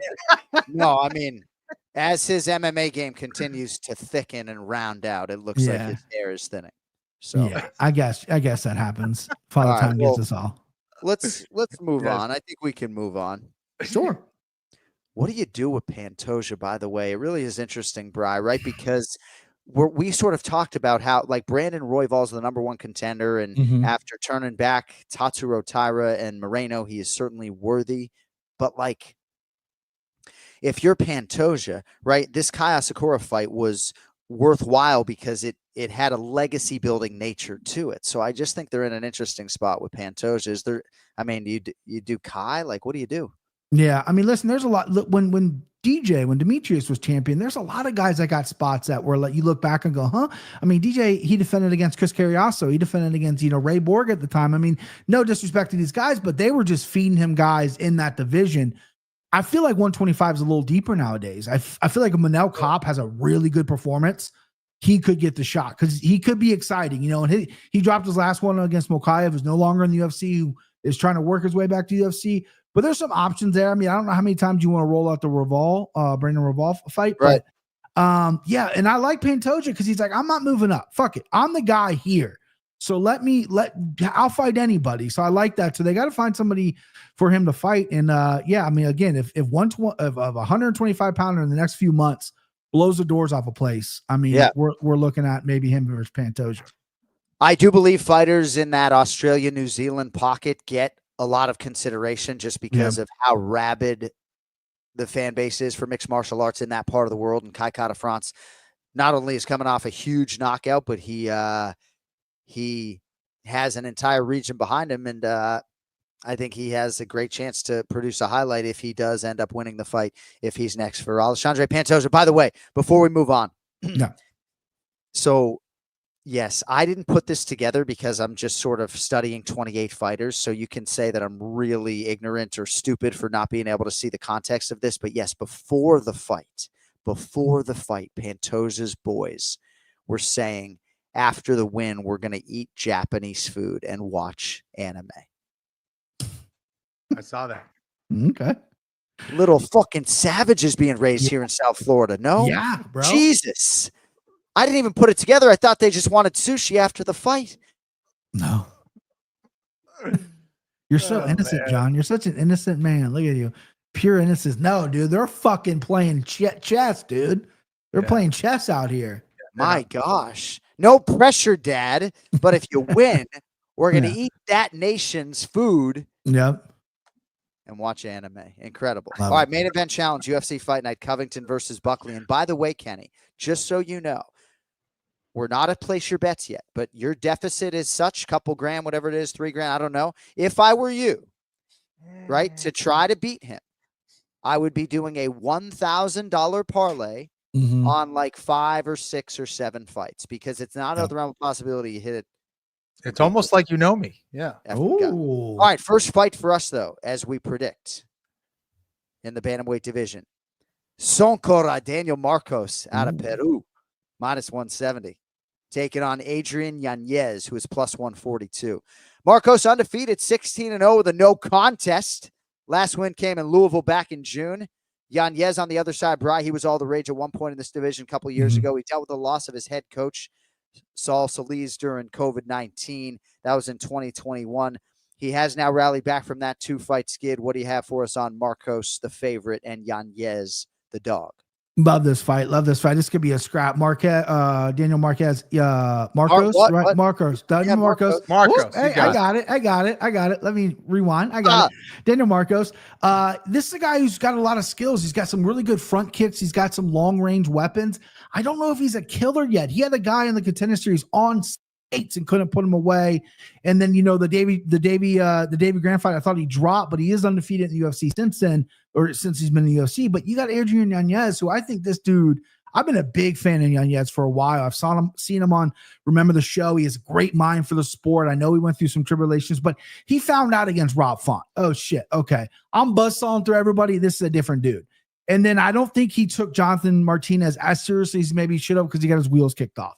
Took some time, mixed up his training camp a little bit, went down with Diego Lopez and those boys and got back. And I think his boxing is really clean. I think this is going to be a super competitive fight. But when you're giving me plus 142 on Adrian Yanez, I like the mental. I think he learned from his losses. He's smart enough. He's a good dude that he's going to come in here prepared for this. Marcos typically only throws a lot of leg kicks when he's fighting guys who are susceptible to that. So I'm looking for a lot of leg kicks out of Marcos because of the Martinez fight. Hopefully Yanez has fixed that. But if you throw naked leg kicks, you throw leg kicks without putting feints or anything behind it, what's coming at you? The hands are the counters, and Yanez is very good at that. So I like Adrian Yanez here at the plus money. Kemfo Yanez, tough to say. 6-2 in the UFC. Definitely the biggest step up competition-wise for Daniel Marcos in his career. How do you see it playing out? Yeah, I'm unsure of what Yanez we're going to see. I think that he's a guy who has a ton of potential, but with his chin up in the air, and with that toughness, he's eaten a lot of shots and can eat a lot of shots. So defensively, he's going to have to be on point. And I agree with Brian that he probably has the better hands. And in order to do that, he's going to have to be in punching range, which means he has to find a way on the inside of those leg kicks of Daniel Marcos. And Marcos is more than just leg kicks. I think he is very good in the clinch. I think size-wise, he might be a problem for Yanez as well. So I don't know. I'm leaning the way of Marcos here. I think his overall game is just going to be better. He's going to be a little bit bigger. I'd be pleasantly surprised if Yanez is able to get a win here. But I just don't see it. I think Marcos is a guy who's on the up and up. And give me Marcos. All right, light heavyweight division on the main card this weekend. Vitor Petrino minus 298. Dustin Jacoby plus 240. So Petrino suffering that quick loss at the hands of Anthony Lionheart Smith. That really served to halt his momentum. He's about a 3-1 favorite here to try to regain some traction against the striker Dustin Jacoby, who has kind of fallen on hard times a little bit here, Bri. What do you have for us on the 205er skid? Yeah, Kenny just picked his Peruvian brother. I mean, do we have any fat white Midwestern dudes on the card that I can roll with, that I can pick with? You know what I mean? So I can side with them. No, I like this fight, but it makes me nervous because the number's too big on Petrino. Petrino shit his pants against Anthony Smith. Let's just call it like it is. He got scared, dove into a guillotine. He shit his pants. This is a guy who has good striking, but he gets rattled in the striking. He's good when he's advancing, but when shit's coming back at him, he panics. I've seen it in all his fights. He panics. He's this big bricked up dude that can knock you out, but when you start giving him some heat, he falters a little bit and he kind of makes some poor decisions. But then you got Jacoby, who's 1-4 in his last 5, and he's been put down and put out in quite a few of those fights. That scares me. The wheels are starting to maybe fall off a little bit on Jacoby. Kickboxing, extensive MMA background, that scares me. I think Jacoby is a nice dog play here, and I'm scared to play Petrino, and I'm not going to play Petrino when it comes to betting stuff, but I'm going to pick him. I think he does have more upside as the younger, stronger, bigger fighter, but man, he scares me for sure. I would not put him on anybody's top ticket. Ken Flo, Vitor Petrino still just 27, 11-1 now. We'll see how he responds to his first pro loss. Jacoby, real quickly, came back to the UFC. Ken Flo's smirking, so I hope I don't steer you off course. But Jacoby came back to the UFC Halloween 2020 during COVID-19. That was his first UFC fight since 2012. Goes on a streak in which he loses only once in 7 fights. I don't know if this has to do with the schedule getting better, but now he's lost 4 or 5. Kenny, what are you smirking at, buddy? What are you smirking just thinking about, how I would sum up Vitor Petrino, and I was just thinking about a saying, something to do with young, dumb, and full of. But I won't finish. But anyway, you know what I mean? It's like, here's a guy with a ton of potential. He looks the part, but then, like Brian was saying, I mean, the decisions he makes, whether that's due to his lack of emotional control or just, lack of experience, I'm not sure. But yeah, it's like you see a performance like that and you're like, wait a sec, which fighter who is this guy? And it's hard to determine who the hell he is as a fighter. Dustin Jacoby, I think, is a guy who will still carry that power into this fight. I do agree with Brian, after a long kickboxing career and, mixed martial arts career, how good is that chin? Can it hold up? Petrino lands one big one, man. I don't care who you are. Even if you have a good chin, he can knock you out. So I don't know. I mean, if I had to pick, I kind of like the value on Jacoby just because Petrino, I don't think he's the most technical fighter in the world, and he's proven that he doesn't make the best decisions. I kind of like Jacoby here as an underdog. All right, next up, big fight at flyweight, 9th ranked Manel Kape, -340. Number 12, Bruno Silva comes back +270. Kape is the guy a lot of people do want to see fight for the title. I know there have been some weight-making issues, but he did make weight his last time out. Did lose that last fight, though, to the now departed Muhammad Mokaev. Bruno Silva out of Piracicaba, Sao Paulo, Brazil. Kenny, you ever heard of that place? I have not in that location of Sao Paulo. I have not, no. Piracicaba or Piracicaba, Sao Paulo, Brazil. He's won 4 in a row. Bruno Silva has, all by knockout or submission, Bri. I'll never try to pronounce that again. Who wins the fight? I'm just staring at you, smiling like he is human. He's human. He messes up. He messes up. I mean, I didn't stop. get phonetics, goes, my man. I didn't chase phonetics on the front end of the program. So yeah. This is a good fight. This is going to be the fight that really opened 125 because we don't talk about Bruno Silva. You know what I mean? We don't talk about Bruno Silva. This guy is legit. He knocked out Cody Durden last time out, and Cody Durden we just saw put on a hell of a chin display. He's also very good on the ground. He's an underrated, underappreciated guy, Bruno Silva. You line up in his bracket, people are going to be like, not many people really know who he is because there's a billion Bruno Silvas, not only in the UFC, but in Brazil. But, this guy's dangerous. He got Manel Kape, who I think the world of. I think he is so talented and so violent, but he gets in his own way. In the Mokaev fight, not only did he lose stock because he lost, but they fought like 6 fucking times before the fight, and the fight was a dud. They did nothing. In the 3rd round, Kape finally was like, oh, I can sprawl his takedowns. I need to put it on this kid. He never did. And that is what Conor Kape does. His first 2 fights in UFC were losses, and there were really times where he could have really taken over those fights. I mean, again, his first fight in UFC was against Pantoja. It was a very close loss. So he has a card to play. You go out and knock out Bruno Silva. Hey, let me run it back with Pantoja. That was close. I think I won, blah, blah, blah. And I hope he does that. -340 is a little scary because of the inconsistency with them and the fact that not a lot of people are appreciating Bruno Silva. But I am a Manel Kape fan, so I'm going to rock with Manel Kape. Ken Flo, what do you have on the fly, guys? Kid. Yeah, I think Brian did a great breakdown. Don't have a whole lot to add. I think Manel Kape is probably the better fighter overall, but Bruno Silva is not a guy you want to underestimate. And maybe this is the fight where we go, oh, wait a sec, Bruno Silva's for real. He just beat Manel Kape. So, yeah, I think Manel Kape, I don't think he has to worry about, that wrestling style, so much here. I think he'll be able to stop most of the takedowns, will be able to outstrike Silva for the most part, but Silva's got some pop in his punches, but some value there on the Brazilian, but give me Kape. All right, co-main event at featherweight, Billy Quarantillo, -162, Cub Swanson, +136. Billy Q turned 36 yesterday. Hey, happy birthday. Happy birthday, Will. I don't know if Billy William. He's a friend of the Anik Florian podcast, so I think he could take it. So Will Quarantillo. Willie, I'm delirious. Willie, You can tell I'm Willie yawning Q. over here. I'm so underslept. I am yawning over here, even though I'm widely entertained. But Will Quarantillo started his UFC career in 2019. He's actually fought a lot around his birthday in December and has performed well. He has alternated wins and losses, has Will Quarantillo, since a 3-0 UFC start. He's 6-4 in the UFC, following a submission loss to Yusuf Zalal back in March. Home game for him, fights out of Tampa, Florida, BP. Yeah. And he gets a big spot here against the big name Killer Cub Swanson. Who do you have for us, Brian Petrie?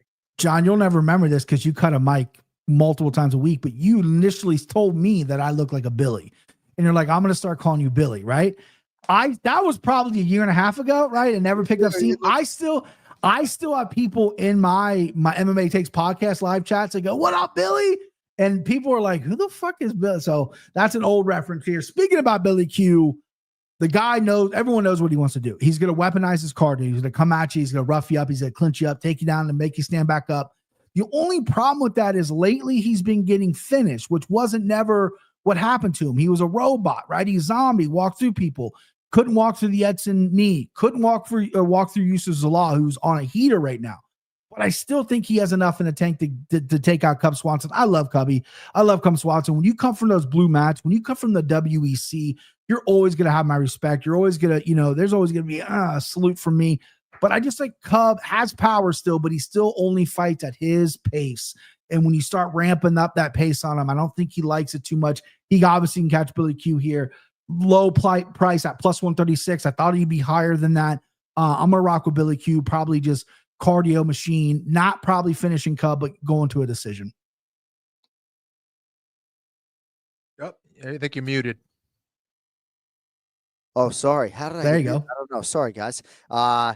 So Kenny, Cub Swanson 14-10 in the UFC as he comes on this 25th UFC appearance. Last one, a split loss to Andre Fili, UFC 303. Wicked competitive fight, and of course preceded by a win over Hakeem Dawodu last August. So Swanson's still active, still competitive. He turned 41 in November, and here he takes on Will Quarantillo. Who do you like, Kenny? Willie Q, One-Eyed Willie? Is that what we're calling? One-Eyed Willie. One-Eyed Willie. Baby. Give me One-Eyed Willie for the win. I really like that. That's a different thing. That's a different thing. Oh, yeah. That's right. Sorry. The One-Eyed Willie is something totally different. Sorry.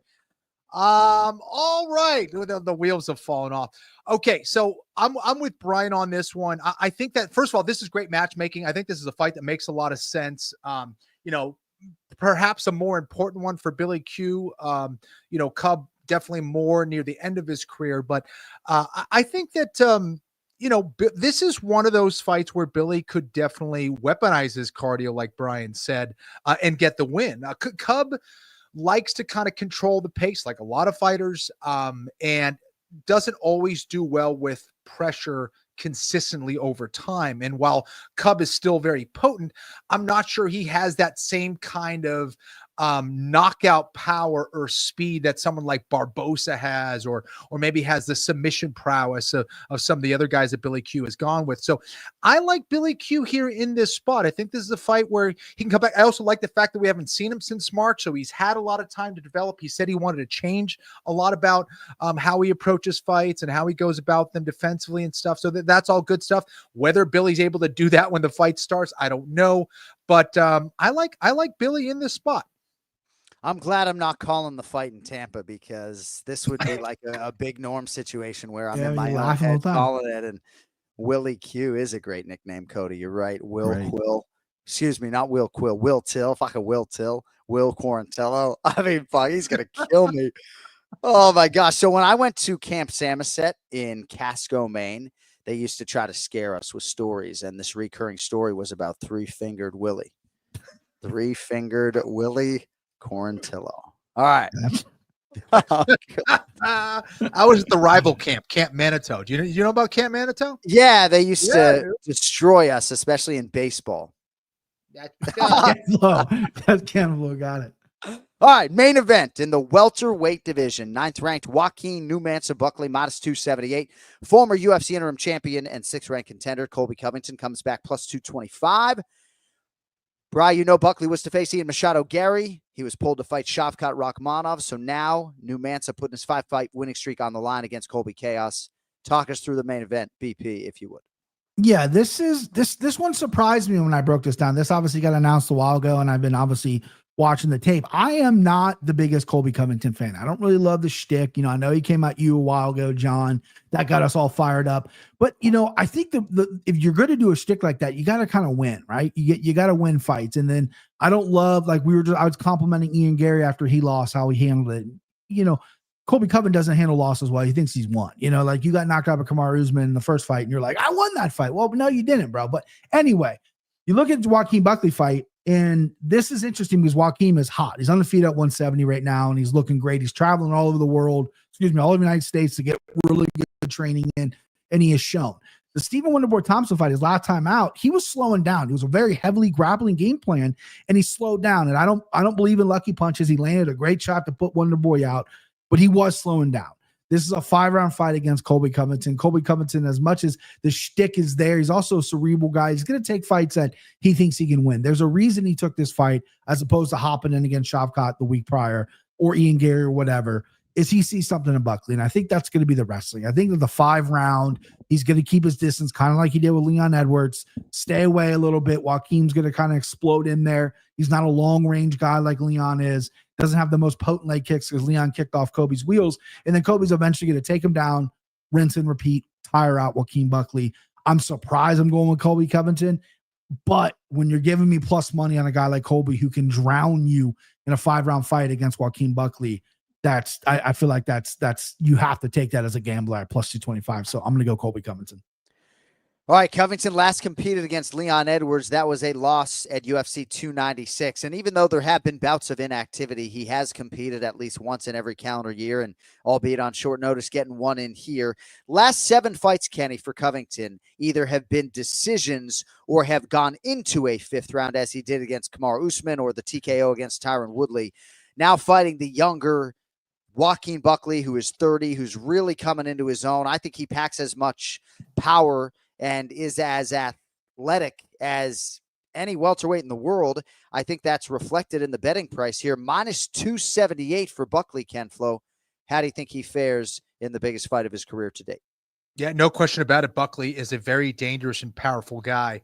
But I think Brian had a great breakdown. I think, first of all, going 5 rounds, just going 5 rounds is difficult. Going 5 rounds against someone like Colby Covington is magnified that much more. And I think that Buckley enjoys the fact that he can strike with guys, and if he's not able to outstrike them, he can then lean on his wrestling to put them on their back and stuff like that. I don't think that's going to be an option here against Covington, who is going to be the better wrestler. And Covington, while it's probably near the end of his career, right? In some ways, I think he still has shown that he is extremely durable. And it's been a year since we've seen him. I think Colby stays pretty active with his training schedule.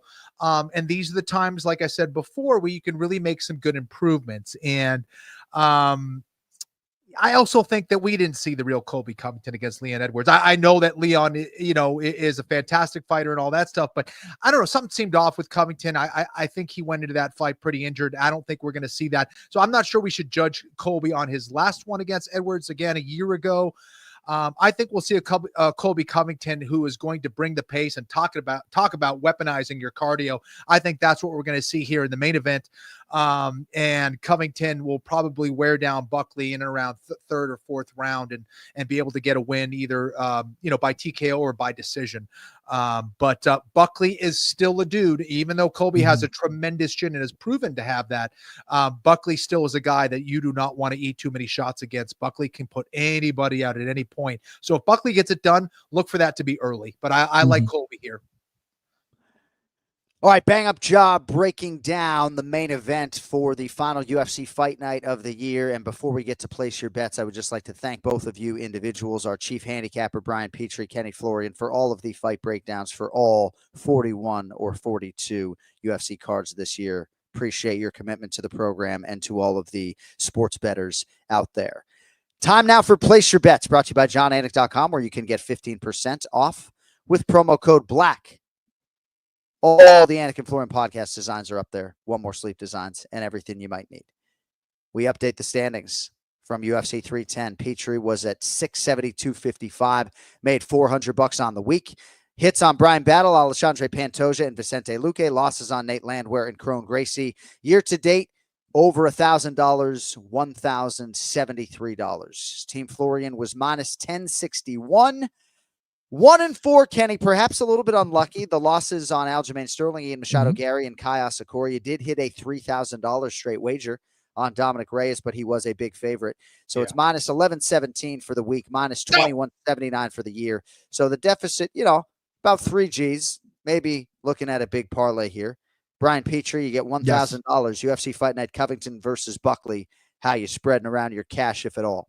So, people love, I'm making this up, Cody likes it, the sound bites. I'm going dog hunting this one. I could sit back and play the favorites and not, You dog. We don't need no meows. We don't need no cats. We need more dogs. We need more dogs. So I'm going Colby Covington, $200. Okay.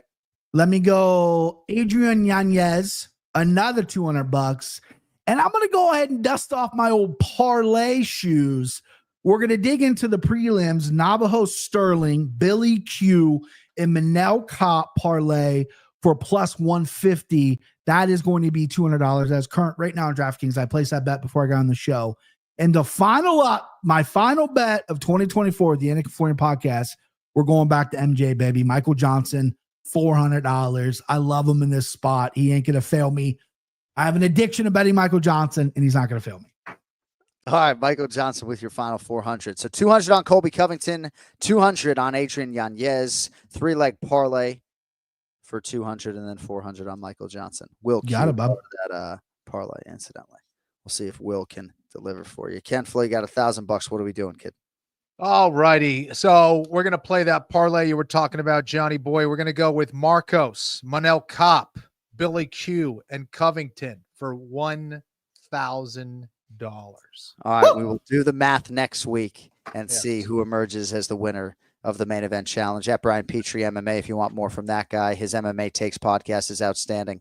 Best of luck with your dog hunting this weekend, my man. We'll talk to you come Monday. Yeah, thank you, boys. Listen, I don't know how many years I've been doing this now, 2 or 3 years, doesn't matter. This is a dream come true. I was a hardcore listener, still a hardcore listener. Being friends with you guys, Cody behind the camera, this has changed my life. You guys are unbelievable. It's my, this is what I look forward to every week. So you guys are awesome. Thank you. And thank you for all the people watching, sending me a message, everything like that. Best fan base in the world. You're the best, buddy. You're the best. We appreciate you. Boys. Happy holidays. Brian Petrie with us for the main event challenge and place your bets. All right, Cody, you can kindly let me know if and when we have Ray Longo, but we have a few other things we would like to get to before we get to that point in time. So Ken Flo, I like the GOAT conversation at times. Pound for pound conversation, I can take or leave. But I think right now is an important time to have the pound for pound conversation, even if Alexandre Pantoja ends up on the outside of your top 5 looking in. So as we close the book on 2024 and as we come up on award season, who are your top 5 pound for pound mixed martial arts athletes in the world? All right. Well, it's the end of the year, so I think it's kind of appropriate here. All right. So at number 5, I actually have a non-champ. This is the most controversial pick out of all of them, John. Khamzat Chimaev. Yeah, good for at number you, 5. Right? I'm looking at skills. I'm looking at everything, not just belts, guys. Number 4, Belal Muhammad at number 4. Number 3, Jonathan Jones. Number 2, Islam Makhachev. And number 1, Ilia Topuria. Notable omissions for Ken Flo, perhaps Alex Poatan Pereira, the middleweight champion, Dricus du Plessis. It's a very difficult exercise when you look at some of the fighters, even on the UFC rankings, that are number 11 or 12 in the world, right? It's a really difficult thing and almost nice when you can look at a fighter coming off a loss and it's like, all right, at least I don't have to include them because they are coming off a loss. All right, right now, my top 5 pound for pound fighters in the world. Toughest omission for me was Alex Poatan Pereira, who certainly I think deserves inclusion, but I only got 5 slots. It's like Mount Rushmore, only got 4 slots. I don't know what to tell you. Top 5 pound for pound fighters in the world as we close the book on 2024. Number 5 for me, Belal, remember the name Muhammad. Number 4, Alexandre Pantoja. Number 3, Ilia Topuria. Ilia Topuria, I believe, is the way it's pronounced. Yes. And number 2, John Jones. The number 1 pound-for-pound fighter in the world is Islam Makhachev. And we'll see who is atop the perch come 2026. All right. 3 fighters, Kenny, we need from you today at the close of the show. You are going to have a fight with one of them. You are going to party with one of them. You are going to commentate with one of them. So 3 fighters, you fight one, you party with one, you commentate with one. Yes. Got it. Let's see. So, fight. Let's see. I want Clay Guida or Jim Miller. That's who I want. I want to fight one of those guys. They were right around my era, and that's the fight I want to have right now. I got my camo on. Jim Miller, where you at? All right, commentate. I would love to commentate with Bryce Mitchell, dude. That would be hilarious. Wow. I think he would be a funny guy to commentate with. And as far as partying with, I mean, Alex Poatan Pereira, man. You know, like, first of all, if people get drunk and out of hand, like, who's going to mess with me? Number 1, right? And then I just think, I know Pereira isn't much of a drinker these days, but he just seems like a cool cat, man. I am fascinated by that dude. He's just very interesting guy. I'm a lot of things by that dude. I'm fascinated by him. I'm intimidated by him. In that black suit or blue suit at the World MMA Awards, guy looked incredible. He had, I think, Louis Vuitton pants on at the UFC 310 live event. So, all right, 3 fighters, fight one, party with one, commentate with one. So Joshua Van wants to strike for your viewing entertainment. He doesn't want to wrestle nor grapple. He can do it. He'll do it defensively, but he basically comes out and tells everybody he's trying to be a promoter's dream. He's trying to put on a show. So I guess I would fight Joshua Van because I'd be the bigger man, and I know it would probably end quickly. Maybe I could catch him on the way in, but I know he's not going to try to take me down. It's just going to be a striking affair. So I would fight Joshua Van, even though I love the guy and I'm really just trying to give him some shine. I would party with John Jones. Right. I would party with John Jones. It'd be a night to remember. Deep into the night. Yeah. I would also party with Platinum Mike Perry, and I would commentate with Anthony Lionheart Smith. I'm really excited to commentate with somebody who is not worried about people's feelings and who is really critical. And I mean, the cop-out answer would have been that I would commentate with Kenny Florian again, which I hope happens. The great Ray Longo now joins us. Ray, how are we doing? Hey. Tough tough weekend, tough morning. Yeah. Yeah, we got to get a little bit better about how we communicate it so that when Cody asks you for 10:30, you can just say no instead of I'll try. You know what I mean? You can just say no. I thought that was a nice way of saying go fuck yourself. Thanks, but no thanks. Yeah. So I have child obligations coming up here in about 15 minutes. So we're going to do as much as we can with Ray Longo on the way out here. But welcome back from Las Vegas. Obviously not the trip you envisioned in some part. I'd like to start with Chris Weidman if we could. What do you have for us on the fight week, the fight itself, and the relative challenge of, weighing in at MSG, not getting that opportunity, and then competing at a catch weight 3 weeks later? Listen, all I could say is he looked really good every time I saw him do anything. He wasn't no injuries. I don't know if that had anything to do with it. I thought the 195 was a beautiful, great weight for him. I thought he had a good first round, and then that second round just went to shit. But all in all, not that he's hurt or anything, and I'm not saying like you got to move, you got to respond to the ref, but it definitely is what it is. I don't know. He's gonna have to do some thinking after that one, I think. Yeah, Ray, is there any I guess inside info on what happened there? Because it seemed like he was in the fight and all of a sudden something happened where it didn't seem like Chris Weidman was moving the way Chris Weidman typically would have reacted to that situation. So was that a matter of him being injured at a certain point during that fight? Was he hurt during that fight? Was he absolutely exhausted? Did he not want to be there? What do you think the issue was? Honestly, I have no idea. It looked like the fight was going the exact way we all thought it was going to go, even when he dropped him. But you know, when he jumped the guillotine, right? He had the guillotine and he sat down. That was like kind of the beginning of the end. And I don't know why he chose to go that route. I'm not sure he does either, but I really haven't. I talked to him a little bit after. It was just I went right to Aljo's room after that. So Right. I was kind of out of the loop a little bit, but I thought he was looking okay until he wasn't looking okay.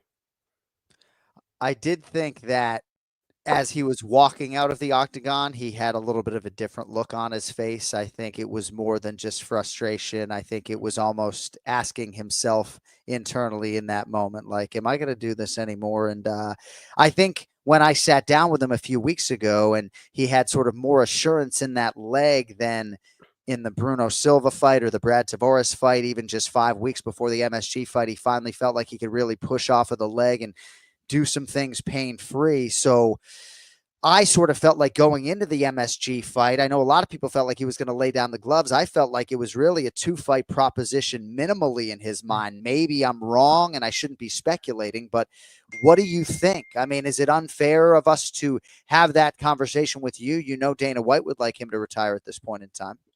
Yeah, I mean, really, that's look. I didn't like the way the fight ended, but that's a conversation you really have to have with him. I mean, he's got a family he has to take care of, and if that's the way he chooses to make his money, I think that's what we're all about. I mean, not us, I'm saying, but Yeah. in general, we don't want to be told what to do, and the less intervention, the better, that type of shit. But that's up to him, man. It really is. I mean, from the outside looking in, I think he's in a good spot. I don't know what he thinks, but I could tell you the warming up, he really, really looked good. Like he didn't look like he had any glitches. Like there's been times I've seen him in the past where you could see he's not going for a shot because the knees, everything's not really that tight. Just doesn't look coordinated. But he looked really, really good. He really did. He looked really, really good. So I think it was probably more of a mental thing, whatever happened, and that's really all I got. But you'd have to really talk to him, yeah. Yeah. No, and I know it's not fair to put you on the spot. So if I were to ask you what that beeping is, would you be able to tell me? Yeah, it's my phone. You can hear that? You can silence it? Can you fucking hear that in the cans that you're wearing or no? No, I can barely hear it. Nothing to bother. Not enough to bother me, that's for sure. Kenny, can you hear those beeps? The 6 or 7 beeps or no? Okay. Oh, yes. How loud did they sound? Did they sound very loud, a little loud, or barely loud? Pretty loud. I'm actually going to play it back for you. And thank you, Kenny, for getting my fucking back there. I could barely hear a thing, but then again, I'm deaf. So I don't know if that plays into it. Well, hey, it doesn't bother you. So let's see the extent to which the listenership is actually bothered. They're probably more bothered by me asking you about it than bothered by the beeps. But either way, they stop now. Yeah. So, all right. So in terms of, before we get to Aljamain Sterling, because I figured that would be a little bit of a longer conversation, in terms of these 3 athletes, Clay Guida, Chris Weidman, Anthony Lionheart-Smith, they all competed this past weekend. They all lost. And for all of them, they all have had relative degrees of legend. And now their boss, Dana White, is calling for them to retire. I know they're all individual cases, but what do you think in terms of those 3 guys? And I don't even think you need to address your guy necessarily, but when you have 3 guys who seemingly still want to be in there, right? Have to provide for their families. This is far and away the best way for them to do that.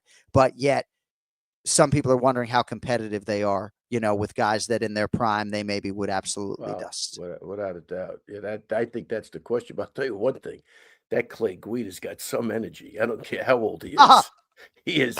He is off the charts, man. I'm telling you, he was the pace guy before Merab and Covington, right? Yeah. He was the guy. I think when I saw him in the elevator, I go, you and Merab, I just can't figure this out.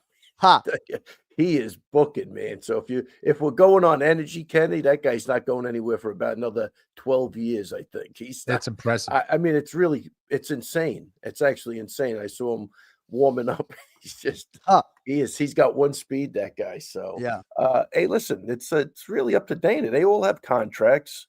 I don't know what the deal is on anything, but certainly if Dana didn't want anybody to fight, he wouldn't have him fight. I think he's proven that before. So it's his company. Yeah, but he doesn't, I don't think, want to be put in a position where, he has to cut the former undisputed UFC middleweight champion, but that's probably a good place to stop down that conversation. Yeah. Aljamain Sterling, Movsar Evloev. What a fight, man. Well, I loved it. Loved the fight. Loved the fight. To me, no winner or loser in that fight. That fight was razor close. I told Aljo 20 seconds either direction, you get more control time. I think it came down. The only thing I could think about, because it really was a good fight. I think Aljo should be proud and hold his head up. I don't think there's a winner or loser in that fight. And I think optically, when Mozo was on top a couple of times, even though I don't think they were effective at all, he was at least throwing. And I think optically that maybe was what gave him the decision. That's the only thing I could think of, because that was a really good fight. Aljo, I think, had 3 takedowns in the 3rd round. So he's getting a lot of love, which he deserves. Yeah. And it was just really a great scrap between 2 really cool guys, man. I like Mozo. Seems like a nice kid, too. Kenny, I'm not sure there's a more underappreciated fighter relative to what he's accomplished than Movsar Evloev. Now, 9-0, I think, in the UFC, all those wins by decision. Ray, I'm glad to see you acknowledge both of these guys. I love seeing Aljo get showered with not only respect in arena, but from his contemporaries and everybody else. I think Movsar is probably, relative to accomplishment, the most underappreciated fighter in the sport. The dude's a monster. Yeah, that was I really enjoyed the shit out of that fight. I really did. Like I fights like that when you could walk away, and even though you want that W, and it could have, I think it probably could have went either way. No, that's definitely not a robbery, but it was a very, very closely contested fight. Yeah. I just hope Aljo feels the exact way I feel. He put his effort in, and it was, the judges didn't agree with it, but I thought it was a great fight. And hats off to him. I mean, the only thing, for me, I think I told him at the beginning of this, and I think I sent him some clips I did with a guy in the gym because I wasn't in the camp. I think 10 out of 10 times he wins that fight. I told him the easiest path to victory is standing up. I mean, I thought he could have easily navigated 3 rounds and just out kicked and punched him on every level. I think, Ray, I think I think really the last minute of that fight was the difference. Aljo, if he didn't go to take the back when Evloev had that underhook, he would have won the fight.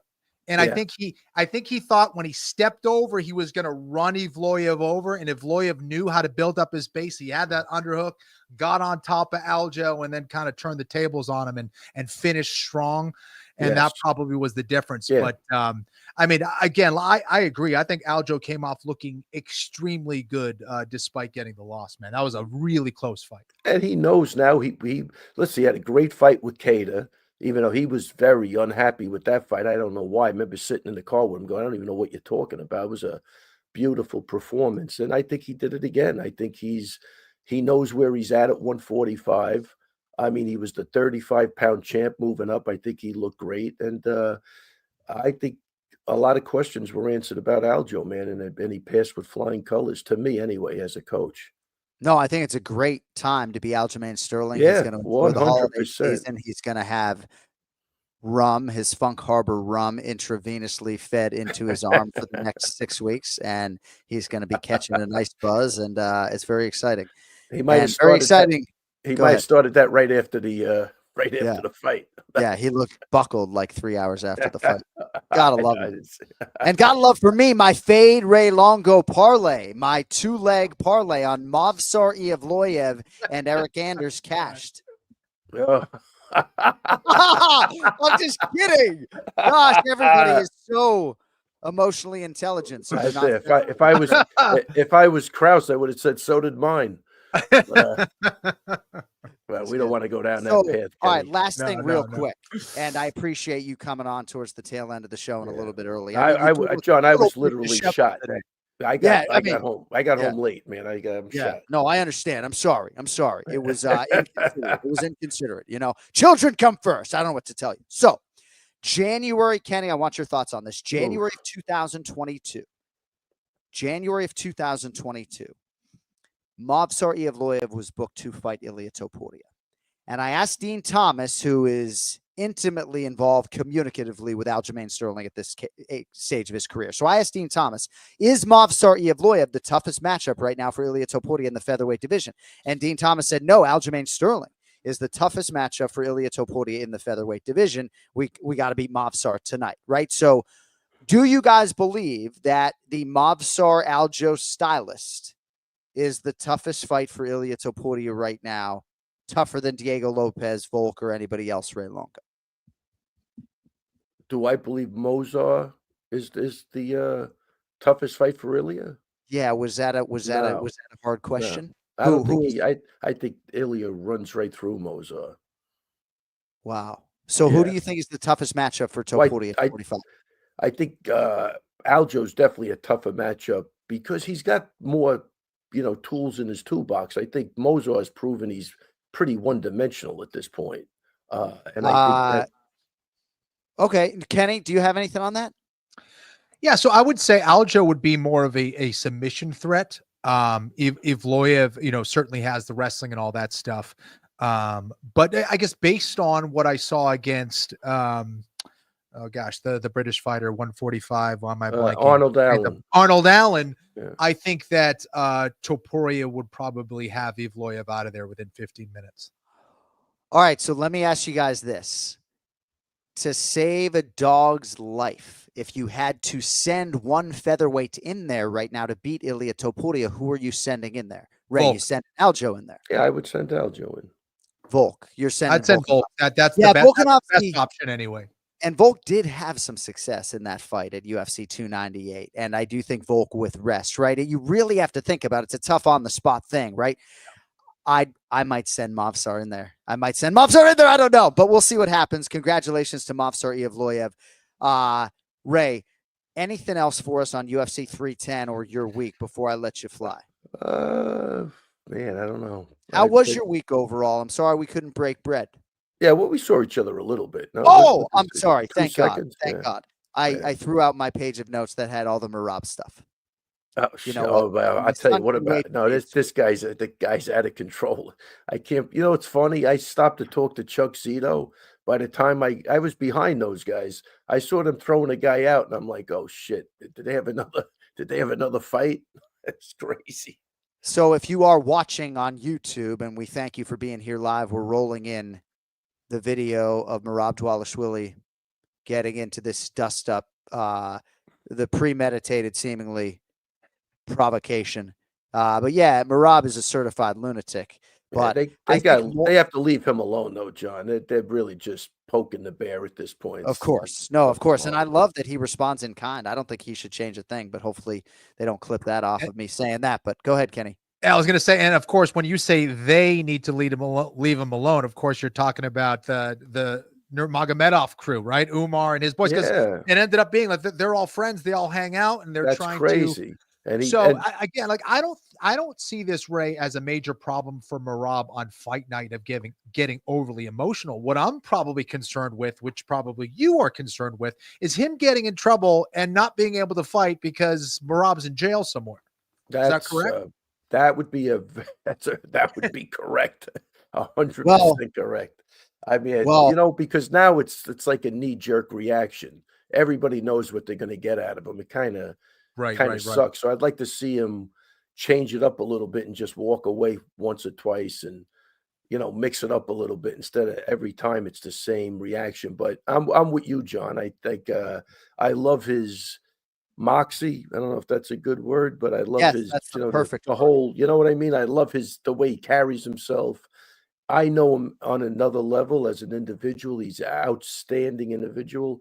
And look, where we come from, we don't have the same type of emotions. That's what's going on over there. So whatever's, bringing that out in him, he's got to learn how to deal with. But it's not, it's not going to be easy. I can tell you that. We've already gone live 2 hours, but Oh, there are wow. some other angles on this that I need to get into. So my son is just going to be a little bit late for his appointment. So announced over the weekend for UFC 311 on January 18th, the rematch between Islam Makhachev and Arman Tsarukyan. That was Tsarukyan's short notice UFC debut in St. Petersburg, Russia in 2019 when they fought the first time. Now Great the fight fight. for the title, Makhachev minus 245, Tsarukyan plus 200. And then Wow. Merab's first title defense coming against Umar Nurmagomedov. Umar is the minus 218 betting favorite. Merab Dvalishvili is the plus 180 underdog. So I don't think Merab wants to fight January 18th. I think it's way too soon. He has talked about a 6-month vacation, seemingly, or just a process of having 6 months that he had mapped out. You know, he's always training. He's always in shape. I think he could beat a lot of these guys if he just had to step out of vacation and step into an octagon, right? But this is an exceedingly quick turnaround, right? Belal Muhammad's turnaround was going to be 4.5 months. Merab won the belt in mid-September. So October, November, December, January, it's 4 months just. And I think there's a lot of frustration here. I think he knows that maybe even if he doesn't think Umar's the most deserving, that at least on paper, he would be favored against anyone but Umar. I don't know. I think the calendar is particularly interesting. Ramadan begins in late February. So Umar and Islam both getting featured here and getting one in.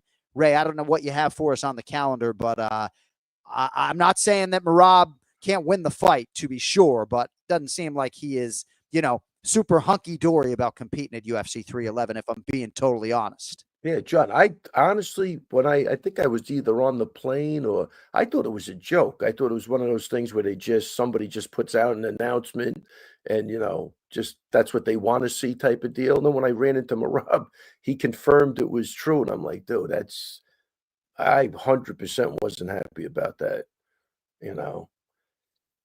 You know Kenny. what I mean? So I think it's, bullshit, but what are you going to do? Yeah, listen, I think for a guy like Merab, I think he's going to fight the same way every Yeah. single time, right? So it's not like, Yeah, I yeah. got to change my tactic. But I No. think where the problem lies is, like John's talking about, the quick turnaround. You just did a hell of a camp. These are 5-round camps. These aren't just 3-round fights. And he's taken on the best of the best every single time out. And as a fighter, you want to look to give yourself any advantage you can, right? And when you're giving those things up, to appease others, or you're getting pressured into doing those things, that's where you can maybe encounter some hiccups. So I'm a little concerned as well. I think it's important to talk about. Going to be interesting. Yeah, look, Merab's always in shape. I don't even Right. think the point is the quick turnaround, like 4 months. I think it's psychologically you're being told you have to do something that you don't want to do. And I think that's what really, that might sound trivial to a lot of people, but I know in Aljo's case with the O'Malley thing, he 150% didn't want to take that fight. He just didn't. He made it very clear, and then he just kept pushing and pushing, and you could see that interaction, which was horrendous, where he's going to steal. Who says that? It's a chance for you to steal O'Malley's fan base. Really? When does that ever happen? Where somebody gets another guy's fan base? MMA is your fan base is your fan base through and through. You know what I mean? That's really it. So it's not the turnaround. I think it's being told to do something you're just not in alignment with, and you want to make your own decisions at some point. Well, and it's the mindset too, even though we sometimes joke about Merab being half man, half machine. He's celebrating his world championship. He's going to Georgia. Yeah. He's traveling the world. He's focused on Aljamain Sterling's training camp. And now we sit here December 9th, and he's making his first title defense on January 18th. And if you really want to know how I feel, and maybe I shouldn't even opine, but it's so hastily stepping into this title defense. I really don't understand it. And maybe I shouldn't opine with you right here, because there was pressure on Alexandre Pantoja to defend this title in Perth, which would have been systematically insane for him to do. So I don't know why cooler heads didn't prevail, or why Team Dvalishvili, of which you are a part, didn't, it seems like you landed to the news, but, I don't know. I think it's a storyline. Yeah, I'll tell you right now, I'm not happy about it. Yeah. Yeah. But Well, at yeah. least Well, hey. I mean, that guy can't enjoy Christmas, obviously, so his holiday shot. I'm glad everybody gets to enjoy whatever religious that's what I holidays mean. they want. I mean, it's like Those- it's crazy though. Why you're just kind of pissing on the kid at this point. Well, those are the things that will wear on you mentally, physically. Yeah, that's what I'm saying. It's not the spiritually, turnaround. Merab could Yeah. fight 10 times in a month. It has nothing to do with that. It's Yeah. just you get the belt. He worked his fucking ass off for that. He had to run through hoops to get there, right? I let the guy enjoy it a little bit, man. That was a huge run he had to get to that title. And I don't know, man. It is what it is, man. 77 plus 30 is 107, 108. So 108 plus, yeah, I mean, you're talking about like 125 days to enjoy your world championship. And we've talked about the Jessica Andrade situation where she slams Rose Namajunas and then takes a shower and goes and puts the belt on the line against Zhang Wei Li in China, which was the most wayward decision for a champion in UFC history, right? So I don't know, man. I was so stunned at this news. But John, I'm with you 100%. But hey, it is what it is, and we're all working in mixed martial arts, and we get to do this. All gratitude on a Monday morning. Ray, have a great day. We love you. Anything else before we let you fly, my good man? I think that was the only thing that hit me is that as I was in the octagon for 2 early fights. I don't know Theo Von, but you got to give it up to the guy, man. That guy was there. I seen him jumping around by himself. There was no seats. You couldn't miss him. I thought this is a guy that's really into MMA, man. He was right there from the beginning. So one of the funniest guys, one of the funniest comedians out there right now too. Guy's hysterical. Well, yeah, it's not even. I've never even seen his act, but I've listened to him. I think the guy's fucking hysterical. I don't know if he knows he's hysterical, but he's a funny cat, man.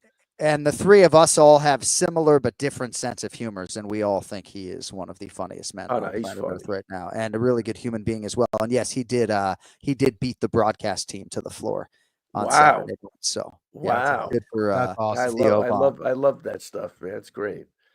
All right, buddy. Well, we appreciate you, and I know it was a little bit of a challenging week, but we look forward to talking to you next Monday. And welcome home. All right, thanks, guys. Have a great one. You too. There he is, the Ray Longo Minute every week here on the Anik and Florian podcast. And I know our listeners want us to bring back the drop of Ray saying, punch a hole in his fucking chest. We were going to do so today, but just given the time, we wanted to maximize it with Raymond Peter Longo. All right, Kenny, on the way out, UFC 312, 2 fight announcements. The main event, the rematch between Dricus du Plessis and Sean Strickland. Du Plessis minus 130 on DraftKings Sportsbook right now. Very close there. Sean Strickland comes back plus 110. No line as yet, as I've seen Zhang Wei Li in defense against Tatiana Suarez. Fascinating fight there, just stylistically, to see if Suarez can get it done. Any early lean in terms of those 4 athletes at UFC 312 before we let you fly?